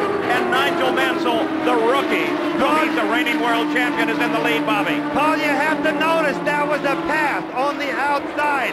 Nobody has told Nigel Mansell that you can't pass out there, especially when the racetrack is slippery. That was a fantastic pass. Bobby, Nigel Mansell is capable of doing a lot of passes that some others may not. Bobby, when I talked to him earlier this year at his home in Clearwater, I asked him what made him better than the others, and he gave me a couple of evasive answers, and then he said, well, I go into the turns faster than they do, and that was evidence of it right there. And Nigel Mansell now heads into the pits. He last stopped on the 16th lap. This is lap 56, so he's carried the car a fairly good distance, and Jack Root awaits his arrival. The first pit stop of IndyCar competition at the Indianapolis 500 for Nigel Mansell. Trying to slow him down, he locks it up and hits the marks exactly. As we listen, and you watch, no changes on Nigel Mansell's car either. They're going to live with it the longest part of this activity to take on the fuel, and he is off and away in 16.7 seconds. Jack, this team has really hit the setup when you think about it. Both their cars in and out of the pits with no major changes of any kind. Mansell moves back to the fight. Arie Luyendyk picks up the lead, but he is due to stop at any second. In fact, he is already on pit road as well. So here is the leader, Arie Luyendyk, and that will give the lead of the race back to Al Unser. Now, Unser last stopped on the 39th lap. This cycle we're seeing are all drivers that stopped on lap number 16. Arie, too, seems satisfied with the car. No obvious changes. Let's go to Jack. And Paul, they have made a wing adjustment on Arie Luyendyk's car. They are still having problems, and in 15.9 seconds, they changed the front wing and the rear tire pressures, trying to cure the loose condition. So with those stops, Al Unser picks up the lead of the Indy 500. He's running laps at 200 miles an hour. His son, little Al, currently runs in second place, and Arie Luyendyk came out of the pits running in third. We'll be back. Back live at Indianapolis as we watch Scott Brayton hold off Paul Tracy. This is a battle now for 5th place. Only 4 drivers in the race have more experience here than Scott Brayton. So it's not a surprise to see him able to hold off the highly touted rookie, Paul Tracy. With the pit stops being staggered now, one group stopping on lap 16 and then again a few laps ago in another group waiting until lap 39, the second yellow. There's the 59 car. That's Eddie Cheever, that last-minute jump into the Indy 500 as he makes what appears to be a routine stop. And this is Roberto Guerrero. That is a stop-and-go penalty being assessed. He was black flagged. Boy, look at him power that thing on. Almost lost the back end. He was black flagged and called in for that penalty because he exceeded the pit speed limit of 100 miles an hour. He was warned once, and then they gave him the black flag penalty. Al Unser leads it. Al Unser Jr. is second. Let's go to Jerry Punch. Al Jr. has his car on pit road. Remember, they changed the wicker mill earlier. This time they make an adjustment to the right front wing because Al Jr. had complained of having a push going in and being loose coming out. Maybe the wing adjustment will tweak it just to the proper setting. Paul? So first and second place, just that quickly stopped. Al Unser and Al Unser Jr. The two of them are running together. Bobby? Boy, I'll tell you what, Paul. Watch the black strip on the outside of the turns. Right there, you see the red and white car, the Marlboro car coming out. They don't get into the black right now. The turns are slippery. The racetrack is slippery. The speeds are down to 200 miles an hour. There's Scott Brayton in the pits. But watch now. The track is just very slippery in the normal groove. So the track is changing. You suggested, Bobby, the groove may move up on the track as the day wears on? Yes, right now they're going as low as they can, Paul. They go to the apex of the rumble strip in the middle of the turn. They're not going out to the wall coming off. Now as the time goes on, we're starting to see a few of the cars are going up higher in the middle of the turn, but they're still coming off down low because that's where it's the driest. Scott Brayton entered the pits in 4th place. And take a look at this. John Andretti is now the leader of the Indianapolis 500-mile race. John Andretti, who did not have a ride coming to the last day. And now Robbie Gordon moves past John. He just did it on the back straightaway. And Robbie Gordon, the rookie, picks up the lead. There's John Andretti. He peeled off, came in, and then gave the lead to Gordon. Let's go to Jack. Paul, the biggest smile on pit road is from A.J. Foyt. He is he is actually signaling to John Andretti something, trying to give him a word. Let's see if we can find out exactly what it was. A.J., what did you tell John? I was telling him reset fuel button because we're kind of gambling a little bit, and we just wondering not to run out. That's the man. So with John in and out, Robbie is next up. And Robbie is on the pit road as he'll head down to A.J. Foyt's pits. And Jack Arute continues to watch. It is absolutely amazing, Paul, as A.J. Foyt watches first place, then second place, and now Robbie Gordon, your leader, comes in his team car. He takes the water bottle. They are making no major changes on either car. Gordon trying to maintain his composure. Remember, he is the rookie team with John Andretti. And they pull as we watch Paul Tracy. Let's go to Paul. Now, Paul Tracy makes a stop at the same time as Robbie Gordon, though a little bit longer. Paul Tracy rolls back into the fight, but he's fallen out of the top 10 on this stop. And notice how carefully he rolled through the pits. Now at this point on the track, they can pick up speed and move back up to racing speed. These stops again, all under the green. There's Jeff Andretti, the familiar Andretti helmet. After a year of rehabilitation, is back running the Indianapolis 500. And Jeff Brabham, one of the Menard cars, a car that has been troublesome for Jeff this month. He only got 2 laps in the final practice session. Jeff Brabham, he told me the other day, you know, I'm not doing badly for an unemployed racing driver. He doesn't have a regular ride, but he's running here at the Indianapolis Motor Speedway, and in a few weeks he'll be running for Peugeot at Le Mans. So he's doing the 2 biggest races in the world, even though he doesn't have a regular ride. There's Dominic Dobson leaving the pits in a sister car to last year's winning car. So now under the green flag, the racing continues on the track, and this man, Scott Goodyear, now picks up the lead. Scott Goodyear at the lead of the Indianapolis 500. We'll return with more of the Indy 500 after this message and a word from our ABC station. Back live in Indianapolis, you look down from the Goodyear blimp Spirit. The captain is Aaron Jenkins. By the way, the blimp is traveling at 32 miles an hour, while Nigel Mansell, the leader just below us there, has been traveling laps at 210.5 miles an hour. He is chased by his teammate Mario Andretti. Take a look at the Valvoline driver summary. Started in 8th place, now 1st. The record number of leaders in the Indianapolis 500 was set in 1980 with 10 different leaders.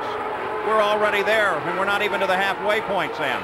Well, I think what set up the situation, as you see the blimp there, with a staggered first series of pit stops. So half the field, in effect, stopped early, and the other half waited. And as the race is shaken out, it's starting to form up now to an understandable thing. But certainly in this last, in the first quarter of the race, it's very confusing.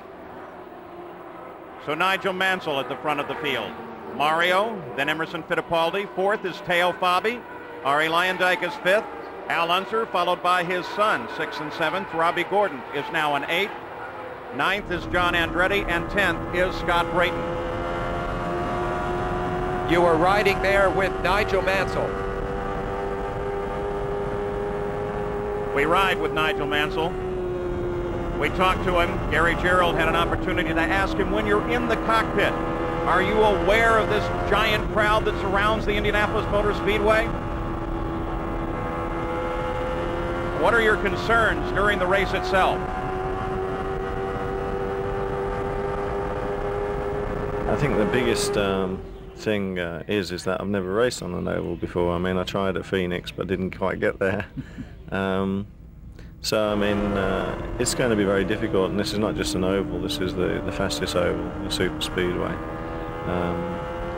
I've just got to keep an open mind. I think I want to stay out of trouble. I hope that the car is reliable, and you know, I've never gone more than 200 miles in my racing career.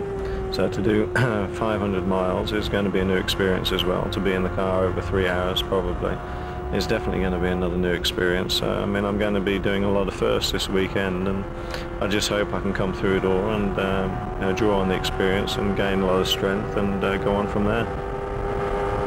So Nigel points to his greatest concern as he passed over the 200-mile mark, or will pass over it here 4 laps ahead. That'll be the longest distance he has ever driven, so he will pass into unknown territory. So far he has handled these pit stops very well. Notice how little he has to move the steering wheel as he goes through the turns. That's the indication that the balance of the car, front to rear, is perfect. Remember how fast the steering is on these cars. If it was a passenger car, you'd have to take 2 or 3 turns on the wheel to get through a turn. Not these. The steering is very fast, very responsive. You know, Sam, one of the things I noticed about Nigel and Mario's cars both is they seem to be handling better, or more consistently better, than all the other cars in the race today. There is no contest at the front of the field as we look through the running order at the conclusion of the 76th lap. Everything runs static down through the top 10. We've reached that point in the race where the race tends to settle just a bit. It's really the Newman-Haas team placing 1st and 2nd with pursuit by the Penske team. These are the most powerful teams in IndyCar auto racing at this point, and right now they're occupying the first 3 positions in this race. The last time the team cars finished first and second was in 1962. Bob Wilkie's leader car team. Roger Ward winning and Len Sutton in second. Or when Len Sutton pulled in at the end of the race, his throttle fell off. And A.J. Watson, his crew chief, said, well, they're only supposed to go 500 miles anyway. Now you can really see the difference. Watch Mansell back there working on his prey right in front of him. But watch how he's been doing this stuff. He went across the short chute, got a run, passed him coming off in two, and right down the long back straightaway with an easy pass, Paul. Remember, Danny Sullivan pushed up into the wall, and there was contact. Now he is with Jerry Punch. Danny, a short day for you and a close call. What happened out there? Well, we're not really sure right now. We might have found something that was a problem, that maybe a piece broke, but just going into 3, I just radioed in and said I've got a lot more push than I've had, and we had just put more front wing in it and tried some stuff to get less push. And part of the way around 3, I just had no more steering. I mean, in terms of that the wheels weren't turning the car. I mean, I had plenty of steering in my steering wheel, but didn't change direction and just went straight up and got up in the gray and couldn't turn the car at all and hit the fence coming off of 3. And so hopefully we found what it is. But those are kind of the ones you walk away from going, boy, I really wish I knew what happened. Let me show you how close a call Danny Sullivan had. Look at his race car here.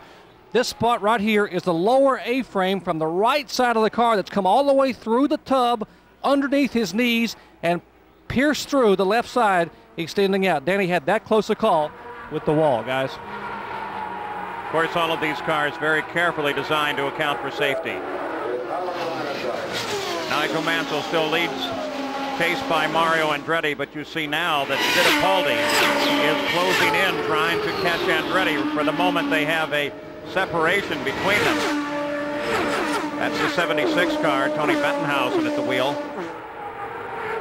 10 different leaders in the Indianapolis 500 thus far, as we've just passed over the 200-mile mark. So Nigel Mansell is an unknown territory.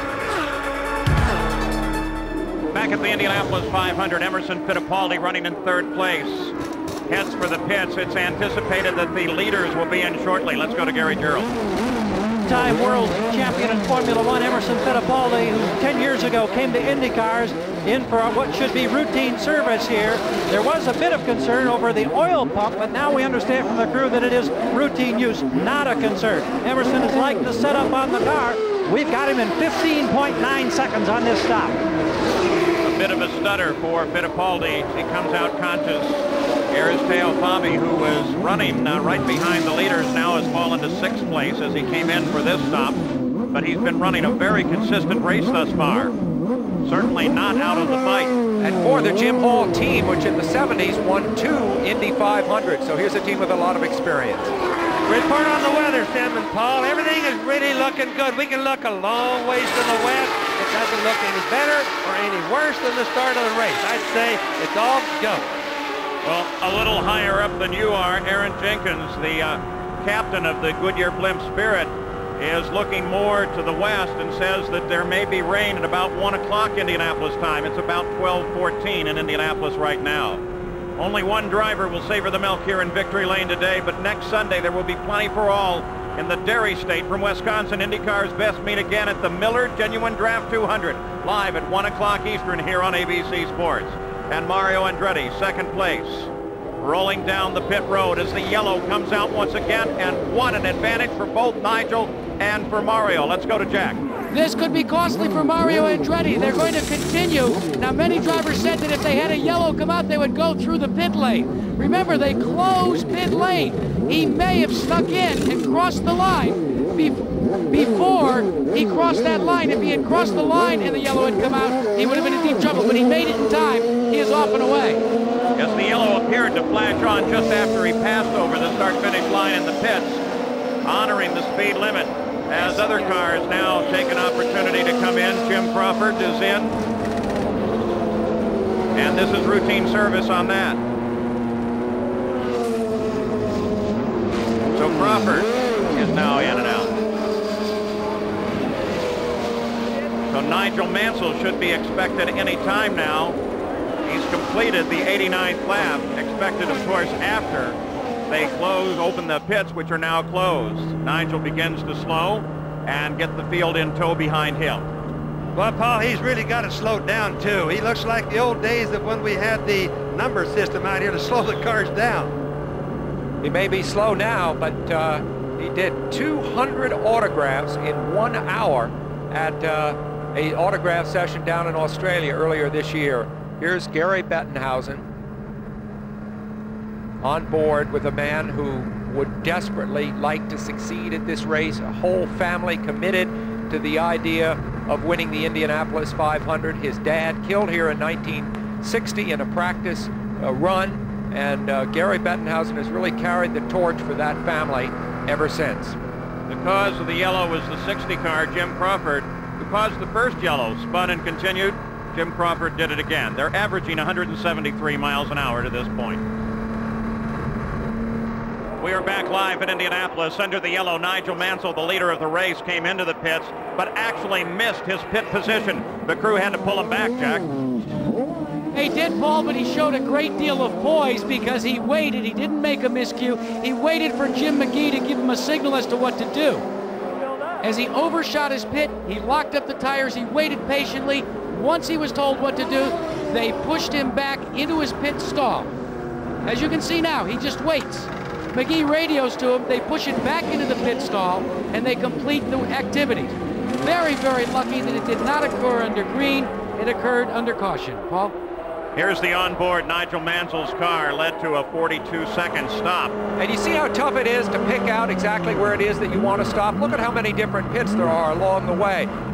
We thought that Nigel might be susceptible to a mistake of this kind. It's happened to him. It does not appear to have cost him a great deal, but this is what a rookie runs into when he runs Indy for the first time, whether you're world champion or not. But Nigel was very careful about that, very patient. Once the mistake was made, he did not compound it. Let's go to Gary Gerald. There were problems on the stop for Scott Goodyear as well. He was running in 8th position, Paul, came into the pits. They made the service. He started to pull out. The engine died. They had to go through that whole procedure of getting it restarted. He was in here about 30 seconds. But again, because of the yellow, it didn't cost him that much room on the racetrack. And you know, Paul, another thing, we think Fabi Guerrero and Emo lost a lap on that by pitting at the wrong time. Pit stop came wrong. So running under the yellow, Mario Andretti has the lead of the race. Al Unser Jr. is in second place. Or Al Unser is in second place. Jr. is in third. And most of the top of the field have completed their stops. Coming up later today on ABC Sports is one of golf's most entertaining events. Hall of Famers Nancy Lopez, Pat Bradley will join the LPGA champion Betsy King for the final 9 holes of the J.C. Penney LPGA Skins game. That's today at 3:30 Eastern here on ABC Sports. So we wait for the green flag to come out again. Mario Andretti has the field in tow as the leader of the race. You ride with him. He is followed by Al Unser, then Unser Jr., then Arie Luyendyk. In 5th place is Paul Tracy, then Scott Brayton, then Nigel Mansell has fallen to 7th. Scott Goodyear is 8th, and John Andretti is 9th. So that mistake means Mansell is going to have to do some passing here. He's proved he can do that, but it's an exciting situation with Mario ahead and Nigel poised to pick up speed. Back up to speed once again as Mario Andretti down on the inside looks for racing room, coming up through the pack in this field. The closest car in pursuit will be the 80 car of Al Unser, that red and white car. Mario comes past Bobby Unser. Down out here, they're still running it very low on the racetrack, Paul. The track is still slippery. We expect the oil and the liquids to just start soaking in before too long. And when it soaks in, Bobby, does that mean that now it will be better and they can go back and run down on it? They certainly will, Paul. They'll be able to use more of the track, get a better arc to the track instead of such a conservative line. The speeds in the race, racing speeds have been around 200 to 201 miles an hour. That's a far cry from the 214 we started with. You know, the leading 2 drivers at this point, and you see Mario, here's a pass by Little Al. Jr. as he moves around Arie Luyendyk as they battle for 3rd. And Al Unser is in position now. So Arie Luyendyk slides back. He was ahead of Little Al for a moment there, and then Al took him right back. It's the Andretti's versus the Unsers with Mansell part of the mix. Al Unser Jr. The view backwards now over his shoulder. Eddie Cheever just ahead of him. And here is the Chevrolet onboard telemetry from this car. And Paul Tracy against the wall. The yellow comes out again. Paul Tracy into the wall. The rest of the field coming by safely. So now that change in the groove, the change of the track that Bobby Unser mentioned is beginning to tell. Paul Tracy moving in the cockpit, takes the steering wheel off, appears to be okay. Some of the padding in the cockpit, Bobby. Well, Paul, the track is slippery. That's what we've been saying, and obviously that's what we're going to find out happened to Paul Tracy. There's Roger Penske talking to him now, trying to figure out what went wrong so he can tell Emo. So as Paul Tracy climbs out of the car, we are under yellow again. 95 laps are complete. We're approaching the halfway point. We'll return after this message and a word from our ABC stations. His wife gave birth to a baby. Hovering at 1,000 feet, the Goodyear Blimp Spirit is one of 3 blimps in the Goodyear fleet and the largest, over 200 feet long, drifting over the Indianapolis Motor Speedway, helping with the coverage here today. The view down, you can see some of the crews are heading back to their station, and the yellow will soon be over. Well, you can see the golf course down there on the left. I had a chance to walk it the other day, and the first thing that caught my eye was that the retaining walls are made of sections of the old track wall that was disassembled last year. Designer Pete Dye seems to have done a wonderful job, and I'm sure the Speedway's pro Raleigh Schroeder will soon be besieged by requests to play this course, especially from the drivers, because at least half the drivers in this field are devoted golfers. Beautiful circuit. Still under yellow. Mario Andretti has just completed the halfway point, 250 miles. At the conclusion of this lap, should it rain, it will be an official race. We'll be back. We're back live at Indianapolis, the 77th 500, the Valvoline race summary. Mario Andretti is the leader. We have had 10 different leaders matching the record set in 1980. In second place, it's Al Unser, followed by Unser Jr. out of the race. Danny Sullivan, who hit the wall. Nelson Piquet had his engine let go. Stan Fox is out of the race. And Paul Tracy, of course, brushed the wall, bringing out the yellow. More than brushed it, he hit it. So now we should be coming back to a green flag as they come down the backstretch. This is the running order after 100 laps. And Mario Andretti has completed. Look at Al Unser as he comes up alongside of Mario. Incredible to see Mario Andretti and Al Unser Sr. racing each other again. These are the 2 most experienced drivers in the race, 27, 28 years respectively. It's almost as if it was the early 1970s all over again. Raul Boisel is right there with the leaders, though he is a lap behind the race itself. Pace car heads for the pit road. Dwayne Sweeney's green flag signaled to Mario Andretti. Boy, did Mario make the most of that restart. He accelerated hard back in turn 3, which you're perfectly entitled to do. Everyone else was asleep. Look at the spacing, Bobby Unser. Yes, he's coming through here down the rumble strips, right back out, and again, he looks like he's the best family car on the track. Between he and Mansell, I think it's a toss-up, Paul. Bobby, the wind has come up in the last few minutes. How does the sky look to you there? We're past half distance, of course. It is an official race. Sam, the wind isn't bad over here. It hasn't changed probably since the race started. Of course, remember, the wind, this is a large track. It's different at different places around the track, but it's good here. Captain Aaron Jenkins on the Goodyear Blimps has on their radar there is no sign of rain at the moment, though some of the teams are beginning to become concerned about that. Let's get an update on Mario from Jack Arute. Well, that's one of the teams that is concerned. They radioed in, and Ed Nathman told Mario Andretti during that last caution, we are watching the weather. If it begins to change, we will change the setup. He said, let's leave it the way it is right now, but if it does change, look for major changes on your lead car. On board second place, Al Unser Jr., 9 seconds behind the leader, Mario. And Mario, as we watch Brayton and Lyondike, this is a battle for third. Brayton sits in third at the moment. Mario has passed Wilbur Shaw in the all-time lap leaders, now ranking 4th as he continues to roll up laps in the lead. Well, you can watch as the cars come out of that turn we just saw there at the different grooves that they take. Just look at the difference between the guys that run out where it's black, the guys that are down where it's gray.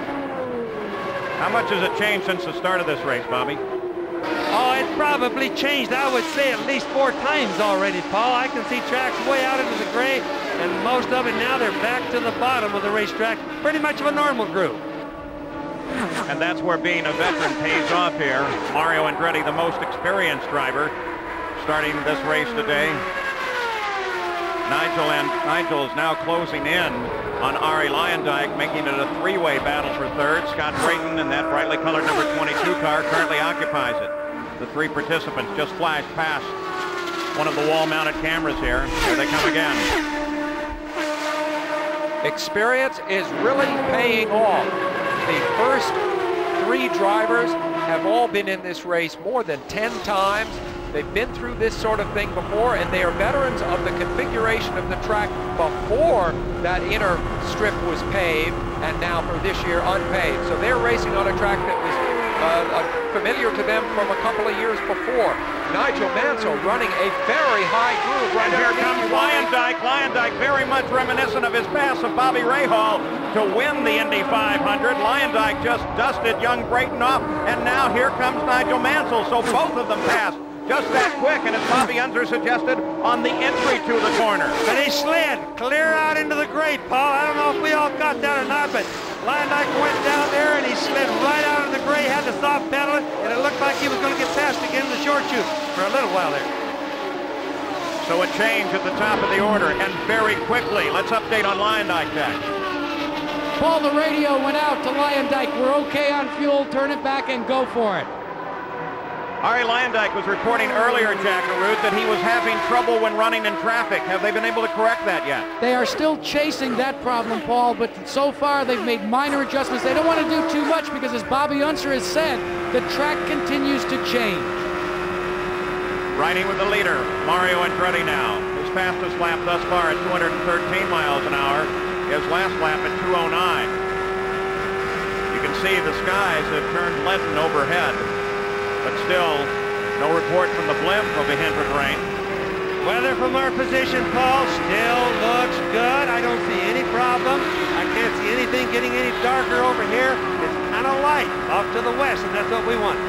Mario Andretti out by the pool at the Speedway Motel the other day, wearing his reading glasses in public for the first time. I think he's realized that it's, after his Phoenix win, it's okay to be old now, as long as you're still fast.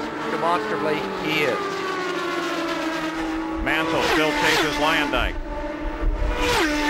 Unser Jr. separates them from the leader. And now, look at this game of cat and mouse as Mansell and Luyendyk battle going into turn 1 and coming toward Bobby. Now remember, Mansell's car has not been bothered in the wind. We've watched him race, we've watched him up close to people, and he's moving up on Luyendyk right now, so I don't think the air disturbance is going to bother him, but Luyendyk will worry about it, Paul. Bobby, Mansell seems to be running an awfully high line off these turns. The latter part of the turn, he's pushing right into the gray stuff. That's right underneath you. As I said just a bit ago, Sam, Mansell's car is handling, and the racetrack has gone back to more of a normal now, which means that the fluids that the guys have lost, oil, water, and etc., is soaking in. And the track's really looking like it did more towards the start of the race now. Paul Tracy hit the wall earlier. Now he's with Jerry Punch. And he hit it awfully hard, Paul. Paul, a tough afternoon for you. What happened?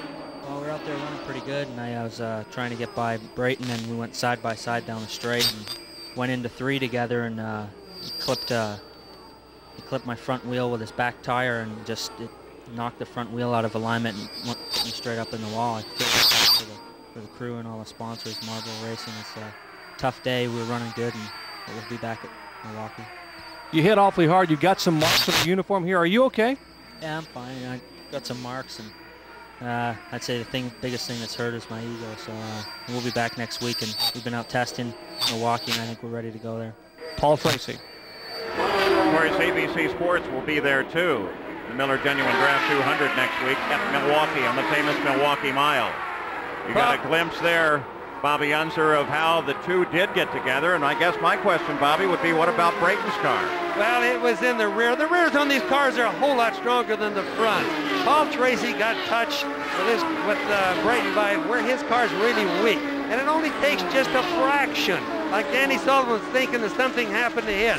It only takes a fraction to throw them out at more than 200 miles an hour. They just zapple right into the walls. Back watching the battle for third place, Arie Luyendyk is just ahead of Nigel Mansell as you ride with Nigel.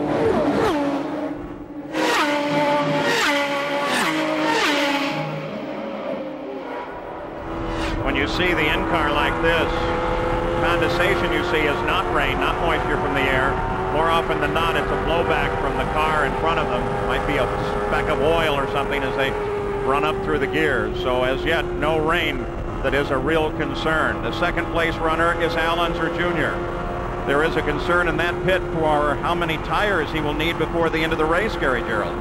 Was a concern, Paul. The key word now, there is no longer a concern. You see this? A fresh sticker, brand new tires have just been rolled out. They got one more set from Goodyear. They've got 3 fresh sets now ready to go. They're not scrubbed. That'll give them maximum adhesion. Rick Gallis is very happy that they just got this stack of tires. But earlier there is Nigel Mansell as he gets Arie Luyendyk for third place.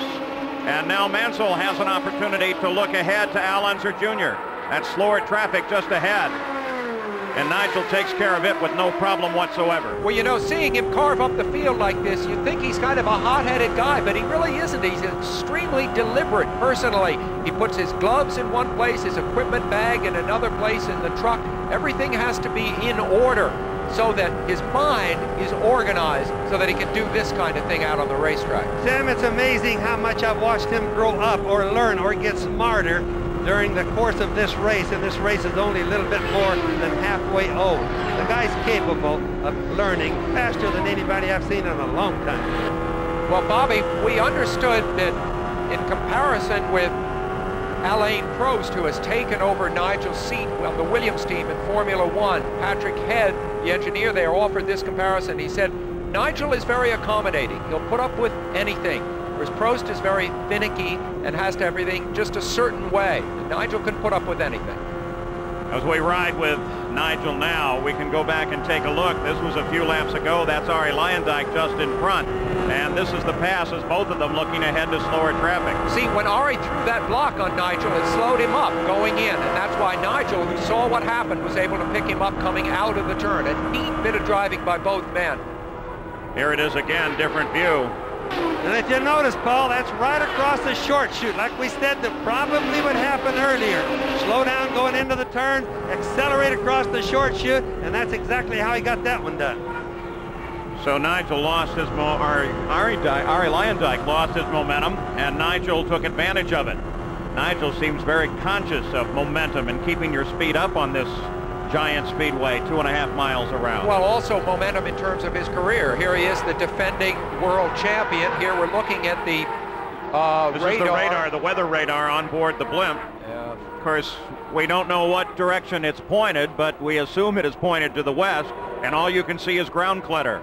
So no radar measurable rain from the blimp. So for the time being, we're safe here, Bobby. Paul, I'd just like to report that your weatherman in turn 2 has been right so far. We still can't see any rain, and it looks lighter. I think you've got a future, Bobby. So Bobby Unser doubles as a weatherman in his position in turn 2. We'll return with more of the Indy 500 after this message and a word from our ABC station. We're back live at the Indianapolis 500 on the backstretch. This is the battle on the racetrack. It is a fight for second place. Nigel Mansell closing on the defending champion, Al Unser Jr.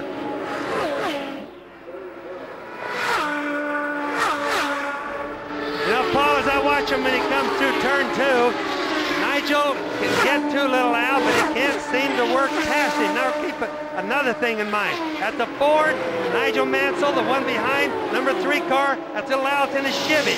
So we can see that the engines have come out to be relatively well matched during the race. That fight's heading for you now, Bobby. They're coming through here, and both of them are in identically the same grooves. I'll bet they don't miss it over 6 inches, Paul. So I kind of think maybe Nigel is not really trying hard to pass little Al, but possibly just learning from him. And Nigel has learned the lesson of staying stuck on the back of the car in front of him.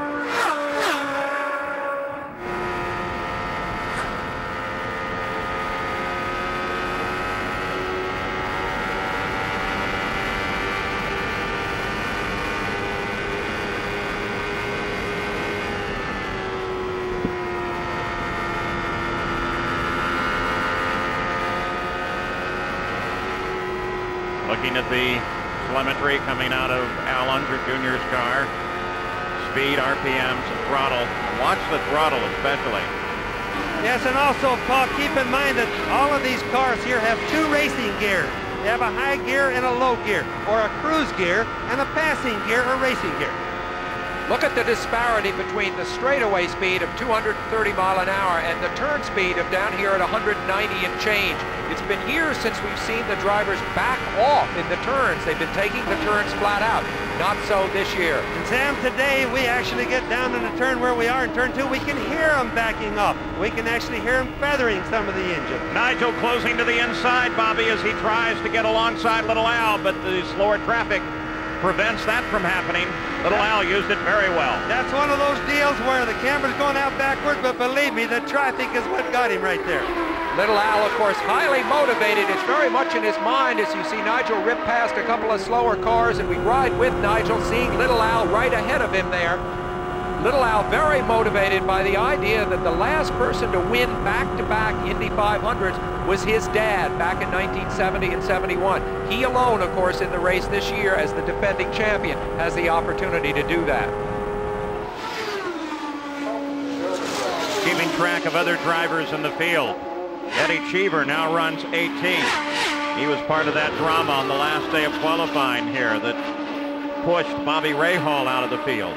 And Lynn St. James, last year's Rookie of the Year, now runs in 20th position. Remember that these two drivers tangled at Long Beach just a few weeks ago. So Nigel, that was a case of Little Al trying to pass Nigel, but I think Nigel knows that this is a man not to be fooled with, especially when you're taking turns at almost 200 miles an hour. And Sam, these guys are professionals. Grudges don't go to the racetracks. They get a little bit mad at each other off the tracks and when they happen, but it'll never happen here by these two guys. Continuing to watch the battle for second place, Unser Jr. and Nigel Mansell, the defending champion and the reigning world champion. And Paul, as I watch them going through by us, I think that it's Roberto Guerrero in trouble in the pits. He was in and out for a stop. He was running in 5th place and stalled. Crew member Falls trying to get him going again. He appears to be okay, and he's still not up to speed. Remember when this cost Roberto Guerrero the Indy 500? And it looks like it's the same type of problem. It looks like he doesn't have a clutch, Paul. And if you don't have one, you can't put the clutch in, rev the engine up, get turbo pressure, and then take off. And that's the reason you see him taking off as slow as he is. Nigel Mansell again looking for position on Al Unser Jr. Let's go to Jack. Paul, look for a minor wing adjustment change during this stop for Nigel Mansell. He says he wants a half turn taken out of the wing. He will be coming in approximately 2 laps. His teammate Mario Andretti likewise will be pitting within that window. He says he wants no changes. You know, as I watch Little Al and Mansell running right there on the screen, Paul, it reminds me of two guys that are really not going to make a big super issue out of second place right now, because I think they're both in their cruise gears and they're just letting it go like that. If Mansell wanted to go by, he would shift the gear. Little Al had enough time. Here comes Little Al in now, but he would shift his gears and go faster too. So Al Unser Jr. on the pit road from second place, making his stop. He rolls in. We watch for changes on the car. Fuel rolls in. Nobody's touched a wing yet. Front wings remain in position. And it doesn't look like they're going to do anything to the rear either. They clear the coolers on the front of the car, make sure that no wax paper or debris has gotten in there that might affect the cooling of the car and cause it to overheat. And we have yellow. As Mario Andretti comes in, 2 cars together on the track. The first time we've had contact between 2 today, the yellow flag comes out. Jeff Andretti on the right, in that we're going to see him on the left here, who of course had that terrible accident here last year, so we're very concerned about Jeff Andretti. He was in a big accident here last year. This is his first race, having spent a year in rehabilitation. The other car appears to be Roberto Guerrero, who remember was just in the pits. And that's Roberto being helped out of the car. Mario Andretti, the leader of the race, in and out just as the yellow came on.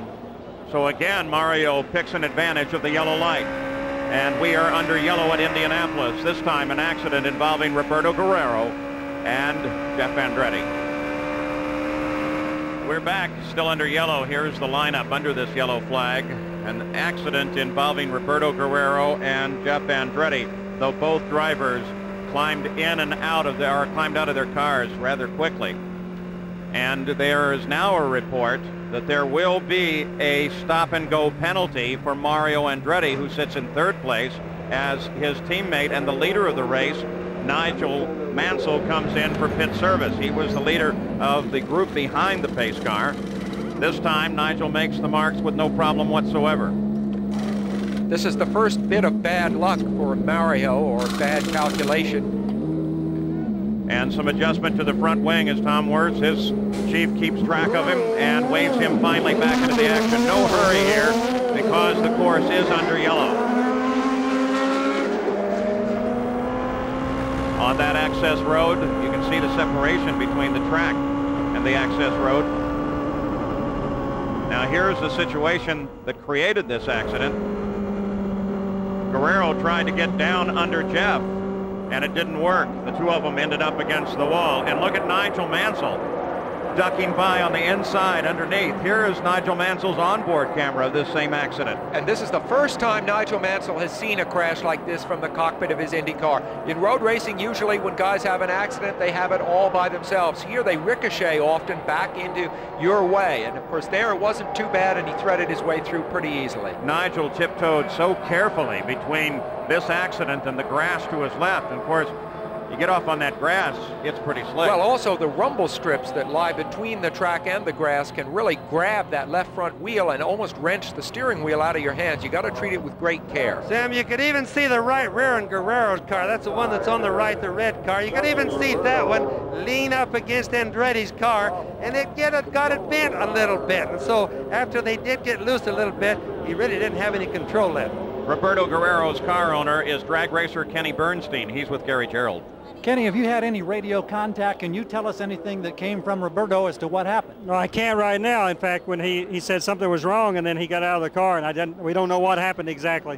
When you limped out of here, it looked like you had clutch problems after that last pit stop as well. Yeah, we had a clutch problem, but we were okay. We pushed it and got it started. We could have been okay there, but I don't really know what happened with the wreck, what took place. All right, thank you, Kenny. Paul? All right, Arie Luyendyk picks up the lead of the race with Nigel's pit stop. In second is Mario Andretti. Scott Goodyear now runs in third. Raul Boesel is fourth. Al Unser Jr. fifth. And Al Unser runs in sixth place. As we see the Andretti car being taken back in. Saturday, ABC Sports presents one of golf's premier events. Host Jack Nicklaus and the PGA's best salute this year's honoree Arnold Palmer at the Memorial Tournament, sponsored by Dean Witter. And then live coverage beginning at 2:30 Eastern, 11:30 a.m. in Pacific. Then it's ABC's Wide World of Sports, following with the final jewel of the Chrysler Triple Crown Challenge, the Belmont Stakes. And that coverage is live.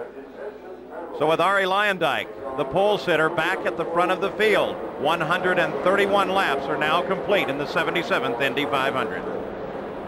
Mario was on the approach to the pits. He couldn't really commit over and go back onto the racetrack, but what they're supposed to do, if that yellow light comes on while he's rolling down the pit road, is go on through the pits and circle around again and wait for them to reopen.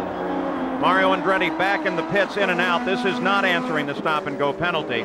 This is a routine stop for him, and Arie Luyendyk is expected at the end of this yellow, as soon as they think they're very close to the end of it, that he will come into the pits and make a stop. But why would Mario come in at that point? I don't know. I think his situation is not good with so many cars on the lead lap.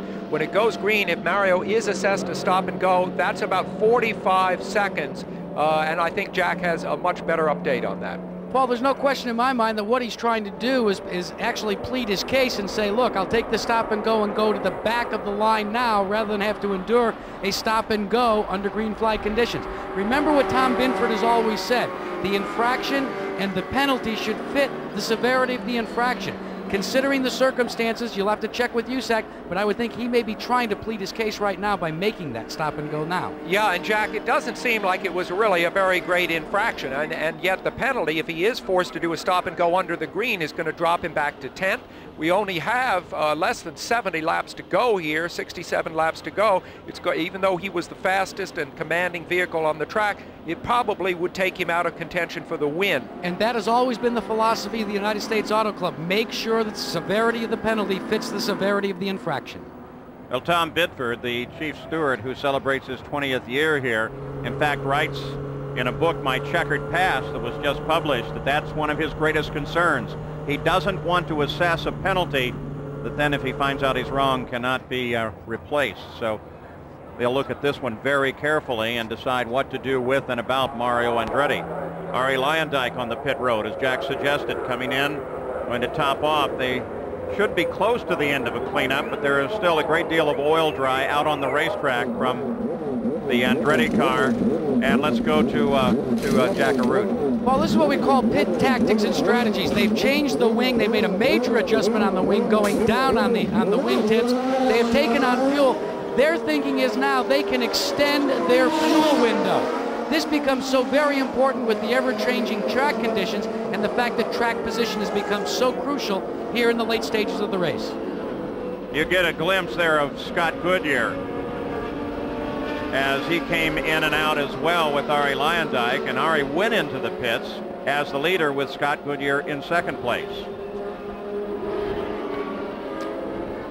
Both of them now come up to join the field. The assessment, and that's the blend line. They have to fall into the position of the car that they paced from over in turn one. the severity of this penalty may very well determine the outcome of this race. I know Binford is a terrifically fair man. So we continue under yellow at the Indianapolis 500. We'll be right back. Back live at Indianapolis. The yellow is still out. Let's go to the Emergency Medical Center. Jerry Punch is with Dr. Henry Bach. And Henry just walked out. Henry, what's the status on the two drivers? Jeff Andretti and Roberto Guerrero are both in here. They're both in good condition, awake and alert. Guerrero has a little bruise on his right knee and a bruise to his left shoulder, but other than that, in good condition. They'll be released from here in just a few minutes. And Paul, certainly a tribute to the change and altered safety construction of these cars for 1993. Much better results for Jeff especially than last year.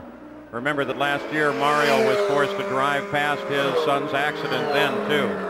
Al Unser Jr. will sit at the head of the field, followed by Mario Andretti and then his father, former winners in the top three positions. But this is a very important time of the race as they pass through the midpoint and begin to look toward the last 100 miles. We asked little Al, where does the frustration come into play during the course of a 500-miler? Frustration that I've ever faced in the Indy 500 is not being able to get my car working for me. After about 5 or 6 pit stops, the race is 3/4 over with, and I'm still loose. It wears on you. So you know, if you can, for myself, if I can keep up with the racetrack and keep in tune with it, then there is no frustration.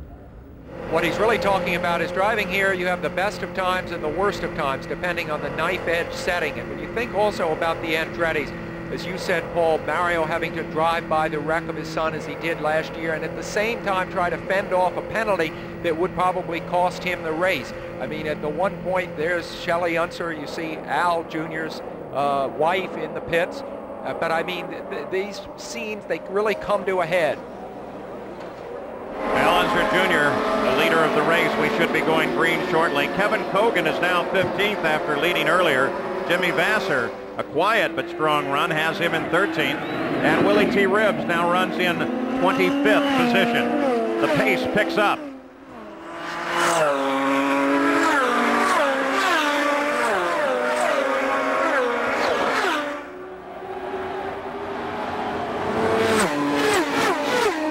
The Camaro pace car down onto the pit lane. And we're green again at Indianapolis.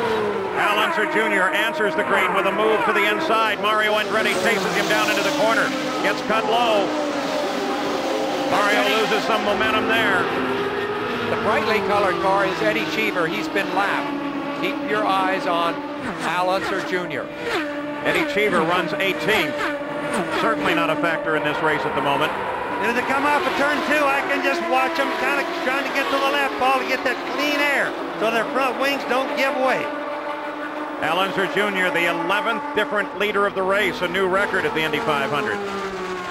Paul, this race has taken a while to really develop, but it has developed now. It's a very exciting battle between the two great families of auto racing, the Unsers and the Andrettis, the Capulets and Montagues, you might say, of this sport. With, I still say, Nigel Mansell can't be counted out. He's fast and he's making up for lost time. If they're concerned about rain, it doesn't seem to be a concern at all now. Nigel Mansell, you watch over his shoulder. Skies, in fact, brightened just a few moments ago. So again, we give you the rundown, this time after 137 laps.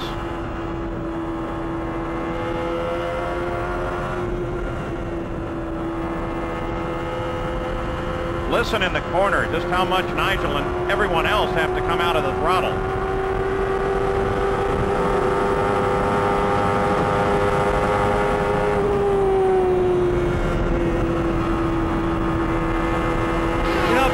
The most surprising thing right now is the number 51, Eddie Cheever, who's definitely way down in the race, but he's actually pulling away from Little Al. He's in clean air and going like heck.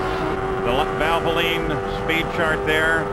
Mansell's last lap down at 196 miles an hour, running in traffic. Fittipaldi moved around the car ahead. Mansell is still in pursuit of Fittipaldi. Fittipaldi is 5th right now. Mansell 6th. You know, like Mansell, I had a road racing background when I first came to Indianapolis. Of course, a much lesser caliber, but never mind. I found as I drove through my first Indy here that I really enjoyed it, and I suspect Nigel is finding the same thing. There's a rhythm to driving the track. The turns, people say, how don't you get bored? The turns are the same, just 4 turns over and over again. They change each lap because of the wind condition and the groove, as Bobby's been describing, and it's really fun to meet that challenge. I think Nigel's having a great day out there. Al Unser Jr. still chased by Mario Andretti, the lead of the race, back with Nigel Mansell chasing Fittipaldi.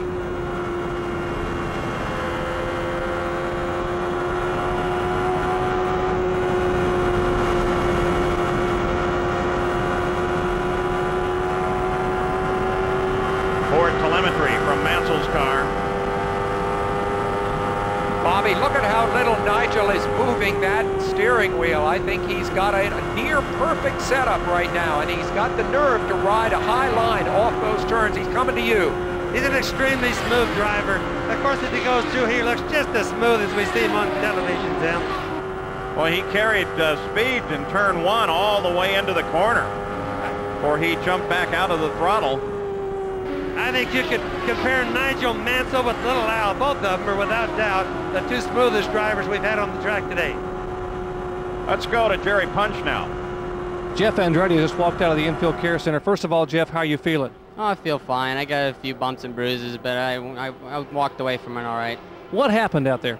Well, just going down into turn 3, I saw Roberto coming up, but as we got to the corner, I felt that I had enough of the car ahead of him, and I felt that I should go in on the line. So I went in, but I didn't go all the way in on the line, but he had committed himself as well going into the corner, and we both met at the same point, and he just touched my rear wheel and got me sideways, and that's all, you know, just a racing accident out there.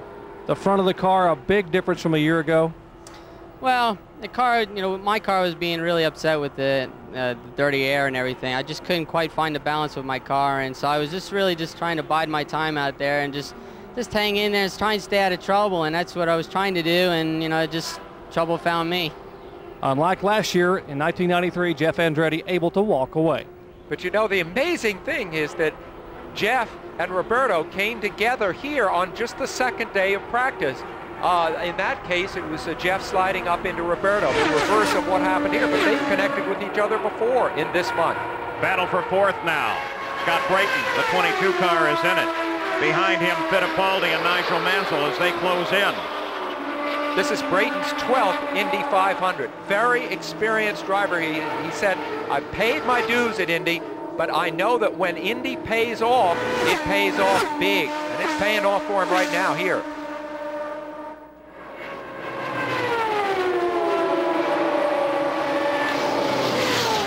Evenly spaced into the first turn, the continuing battle for 4th.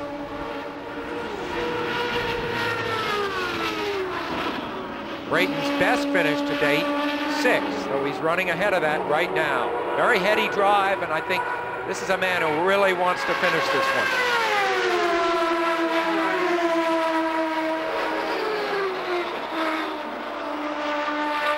As we watch this battle for fourth, the leader of the race, still Al Unser Jr., followed by Mario Andretti, and then Al Unser.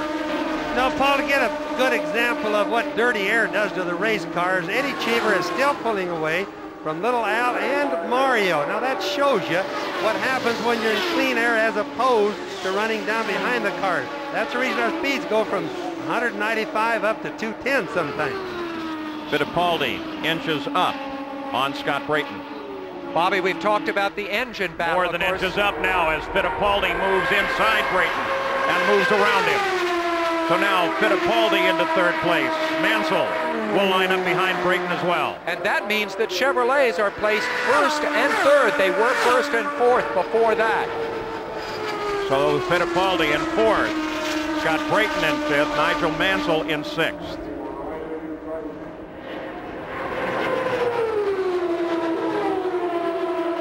Fittipaldi now looking for Al Unser. His red and white car should sit about 5 seconds ahead of Fittipaldi. You can watch him get down on the rumble strips, Paul. It doesn't seem to be affecting his handling at all. Roberto Guerrero has now come out from his visit with the doctors, and Jerry Punch is there. Well, Roberto able to smile just a little bit. Roberto, what happened out there? Well, I'm obviously very disappointed. The Budweiser car was running very well, and I thought I was clear passing Jeff Andretti, and he didn't think I was, and he closed the door on me, and we touched, and that was the end of it. You know, it was something that I was very afraid going into the race, the difficulty of passing people and making sure that you were through, but I thought I was, he didn't, and it's just one of those things. Has it gotten very slippery out there? No, my car was working very, very well. You know, we were working very well. We had a couple of stop and go penalties that didn't help at all, but we were still running really strong. Roberto Guerrero.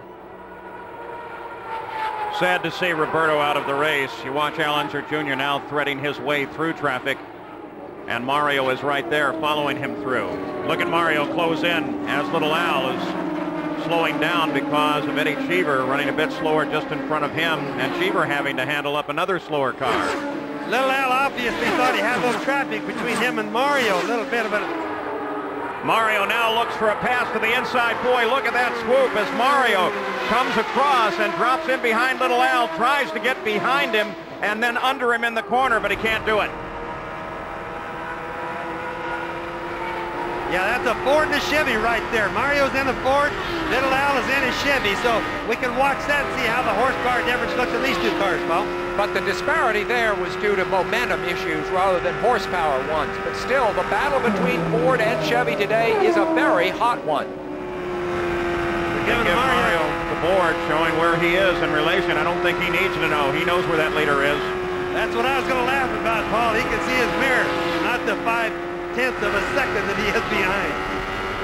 Again, 3 leaders at the front of the Indianapolis 500. 150 laps complete. 50 to go. Al Unser Jr. in front. Mario Andretti in second. Al Unser in third. All former winners of the Indianapolis 500. We continue to run under green.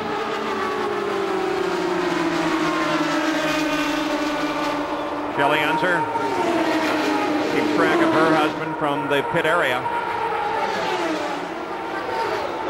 Again, traffic a key factor. This track is somewhat narrower by about 16 feet than last year. Last year, you could move below that yellow line. It was paved. There was an apron down there. It no longer exists. The cars are slower because of that. Also slower because they've removed some of the aerodynamic devices from the underside of the car. Mario has him set up. Mario makes the move, and Mario is passed on the approach into the corner. Now you can see how when Mario went by, the little Al just backed off a little bit. The reason for that was he didn't want that dirty air upsetting his car because he's been running in basically clean air. He wasn't too sure how it would handle right there, Paul. And did you hear the crowd? They approved of that little maneuver. So now you have Al Unser Jr. and his father just behind him. So a family feud circles the speedway now. These two men, of course, Al Jr. and Sr. in the order you see them here ran first and third here last year. They are now running second and third. So a new leader of the Indianapolis 500, it is Mario Andretti once again. Al Unser Jr. is second. His father is in third.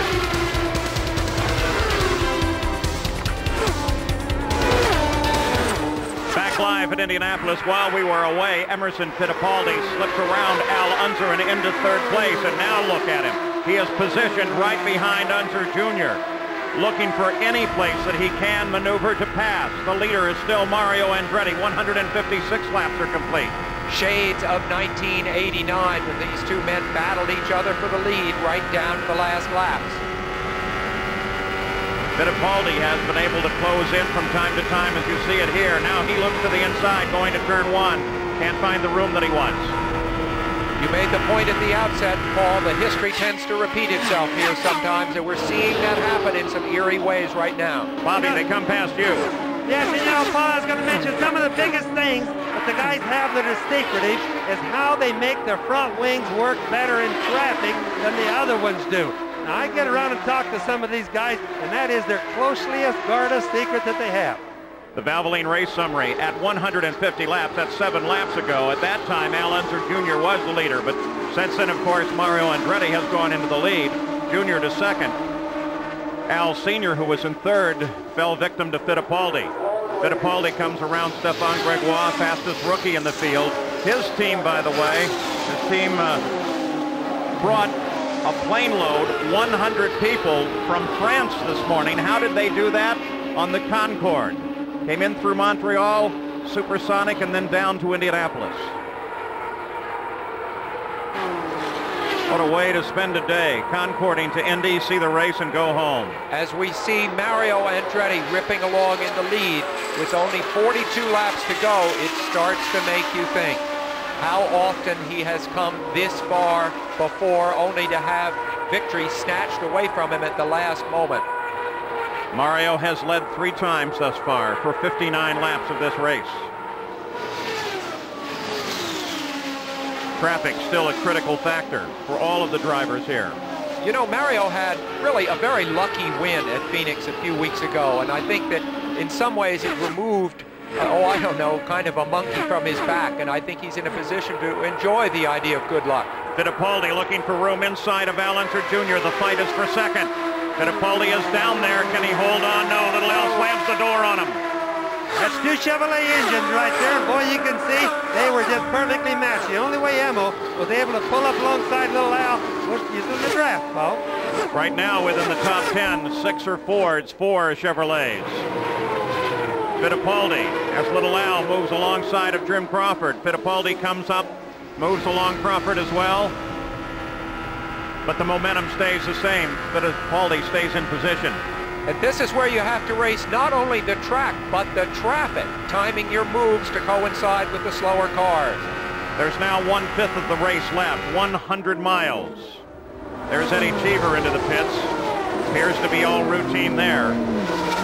Most of the drivers will tell you the middle 300 miles, they take it easy. Easy if you can call speeds at 200 miles an hour easy. And then the last 100 miles is when you go. Is that right, Bobby? Yes, that's absolutely right, Paul. But ironically, Eddie Cheever, during this particular course of the race, has been the fastest car. Let's get an update on Big Al from Jerry Punt. We have seen Al Unser Sr. back out of the throttle the last 5 or 6 laps. There's a reason for that. The car is overheating. I've just spoken with Brian Barnhart. They're going to hope to be able to milk it home to the finish. They're going to back off for another 4 or 5 laps, make a final pit stop, and let him turn it up and see if he can pick up the ride for 5. Paul? And as he backed out of it, Nigel Mansell came around and into 4th place. So Al Unser on the cruise. That brings Mansell forward into 4th behind Fittipaldi. Let's see if we can pick him out. There's Fittipaldi. Mansell should be about 5 seconds back. Fittipaldi moving by lap traffic. That was Dominic Dobson he dusted by. The distance between Little Al and Fittipaldi has widened. Once again, Little Al finds himself behind Eddie Cheever. Cheever has had an excellent month for himself here, earning a lot of respect. You know, one of the major problems with overheating, Paul, these cars have is hamburger wrappers, hot dog wrappers getting into the radiator. That's what they'll be trying to check on Big Al's car when he comes in. And by the way, don't think that Mario Andretti is well ahead. He is only 2.3 seconds ahead of this car, of Al Unser Jr. Fittipaldi is right behind Little Al right now, and we expect stops just any moment. Mario is just about 3 seconds up at this point, leading by 3 seconds. The pit stops for the leaders are generally in sync now.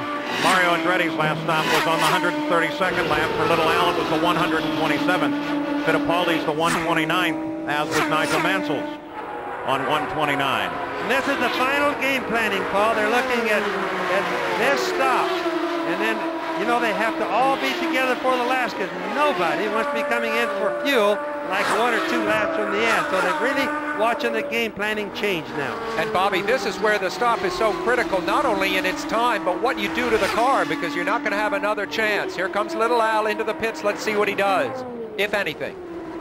Little Al on the roll to pit road, and Gary Gerould waits.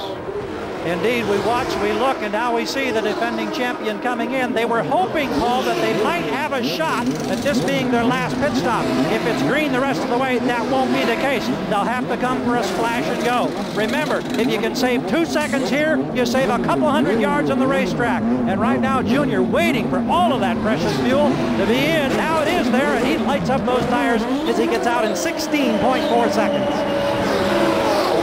Much bigger tires on that car now. And Paul, I notice he's got brand new stickers on there, plus my calculations show he can go to the 200 laps, which would be the end. So theoretically, the last stop of the race for Al Unser Jr. It's a sprint to the finish now. You notice that they have been picking up some debris, not only in the coolers, but the onboard camera on Al's car got some there. A crew member thoughtfully removed it as they did the stop. Let's go to Jack. Paul, Mario Andretti and his crew are trying to run this final fuel stop as far as they can. They're hoping, as we watch Big Al Unser Sr. taking his pit stop, they're hoping to make their final stop of the afternoon. But it is a very, very tight window, and they're not sure yet. Big Al, routine service here, waiting for the fuel to flow in. A squirt of water to clear the fuel off the side, and he stalls. He stalls immediately. They bring the starter over the wall, hook it to the back of the car. Very costly for Al. Let's go to Jerry Punch. And they have refired the car. Big Al began to move away, and the crew has not cleaned the right side radiator out. So they stopped to clean the radiator. When he stopped, that's when the car stalled. But they were able to refire it. It cost him an extra 12 seconds here in the pits. 29 total seconds in the pits, dropped him to 11th place. You know, the mechanics have those starters just sitting right there waiting, because this is a common problem. It happens a lot, Paul. It didn't take long to get the starter over the wall and then restarted, but it took long enough to be very costly to Big Al and change the complexion of this race.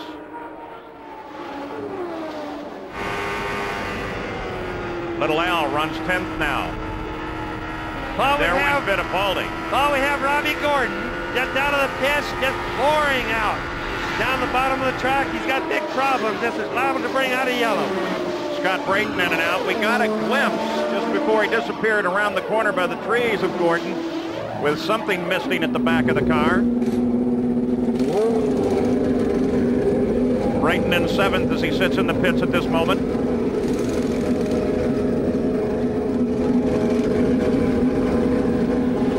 Again, these will be the last stop to the green flag if everyone has done their calculations correctly. The 167th lap.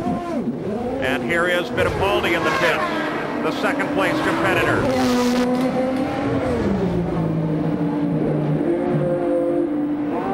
Also the leader, Mario Andretti, comes to the Newman Haas pit. All of these under the green flag. Fittipaldi receiving service. They're waiting to wave him out. Mario's a little further down the pits, closer to the pit exit. Here comes Fittipaldi. He's on the roll. They disconnect from Mario. Mario will get out ahead of Fittipaldi. Mario, because of pit placement, can rocket out of the pits. The 100-mile-an-hour speed limit ends only a few feet ahead. Fittipaldi had to be careful and roll until he was past that mark. That was the benefit of the good yellow flag. Yellow. indication yet as to why. This one comes a little late for Mario and Fittipaldi, though it may end up helping Nigel Mansell.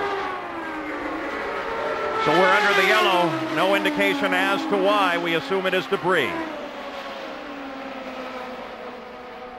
Raul Boisel will pick up the lead. The yellow is on because of a toe-in on the circuit. We'll be back. Back under yellow at Indianapolis. The yellow because of Robbie Gordon's toe-in. You look down from the Goodyear Blimp Spirit. Some great pictures here today. Look at the gigantic crowd at the Indianapolis Motor Speedway as Spirit floats so lazily over the speedway. In the pits now, the leader of the race, Scott Goodyear. He assumed the lead under yellow. This is actually his 8th stop of the day. He is 2 ahead of everyone else. And under yellow, he comes back into the action. So now Scott Goodyear moves back into the fight. Let's get an update from everybody, beginning with Jack Arute. Well, Paul, we saw Mario Andretti and Nigel Mansell. They pitted before the caution, and there is a question mark as to whether they can finish the race without an additional stop to take on fuel. The same cannot be said, though, for Arie Luyendyk and the Ganassi Racing Team. They know now that they have plenty of fuel because they waited until the caution came out. They've set the bar setting for a soft bar, and what they've done is they've put on sticker tires. So they're going to the distance. Let's check in with Gary Gerald. In the Fittipaldi camp, they think this yellow will enable them to go the distance without coming in. In Little Al's pit, Rick, will you have to bring him in to top off? We're going to bring him in right now, Jerry. Okay, so Unser will be in here to top off, but he'll be at the back of the procession. Let's go to Jerry Punch. And Allister Sr. pitted with 35 laps to go, guys. He can only run 32 laps, so he would not make it. That's why Brian Barnhart and the crew are going to bring him in. But they got another problem. He has a clutch that's slipping. That's why the car stalled a minute ago. So they're going to watch very carefully as they wait for Al Sr. to come on pit road. Will it stall? Will he lose his shot at number 5? Al Unser effectively out of contention at this moment as the crew waits.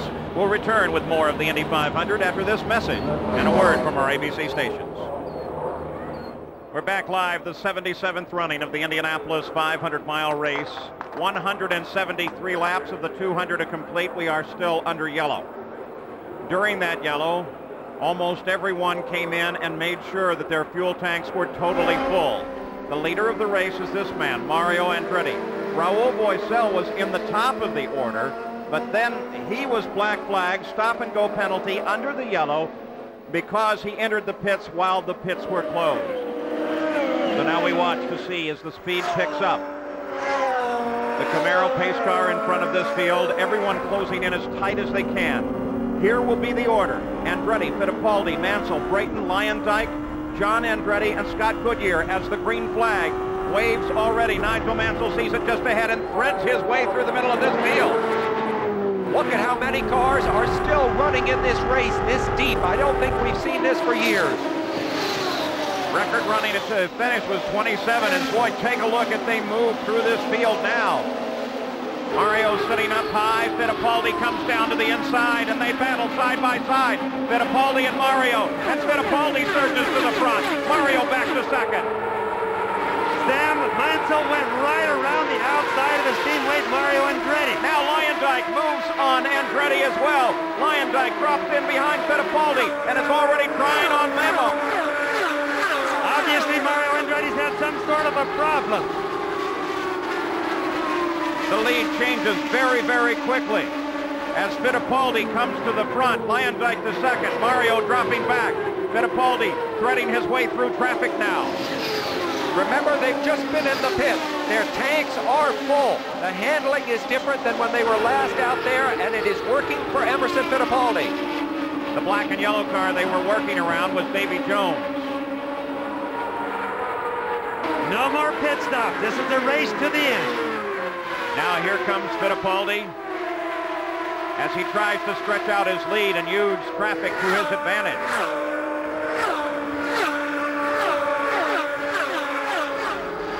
And at the top of the field now on that maneuver, Mansell moves toward the front on the official scoring. On board now with Mansell. Fittipaldi to second. Luyendyk third. Mario fourth and Scott Brayton fifth. A rookie leads the Indy 500 under green deep in the race.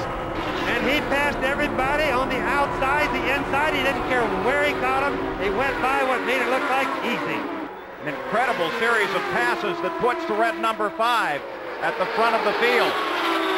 And he does it very quickly. Of course, the other cars in the lineup were a factor for everyone. While they were moving low to battle between Fittipaldi and Lyondike, it was Mansell high, Bobby. Yes, he certainly was. He's using all the track. But remember, hey, this is the last pit stop. This is going to the end. This guy's learned all day long. Now he's desperate. Remember that no defending world champion has ever won Indy. An amazing stat, and right now, Nigel Mansell is in a position to become the first. For the most part, he's running in clean air, too, Sam. That's going to be a big advantage right now for him. 23 laps away from that possibility of winning as the defending Formula One champion. Mansell. Both the Newman-Haas cars running very strong throughout the whole race. One of the two Penske cars out, the other one, Fittipaldi, doing battle.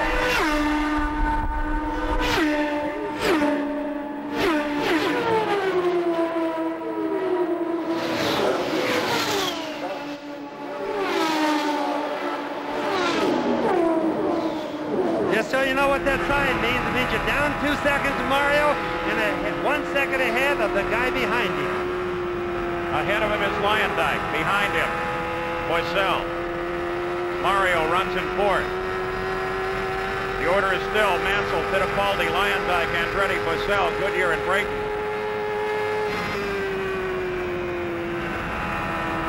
Hear him back out as he goes through the turns. Back into the throttle for the short chute. Back out again. Carl Haas, the owner of Nigel Mansell's car, also Mario's car. He's already chewed both ends of that cigar up, Paul.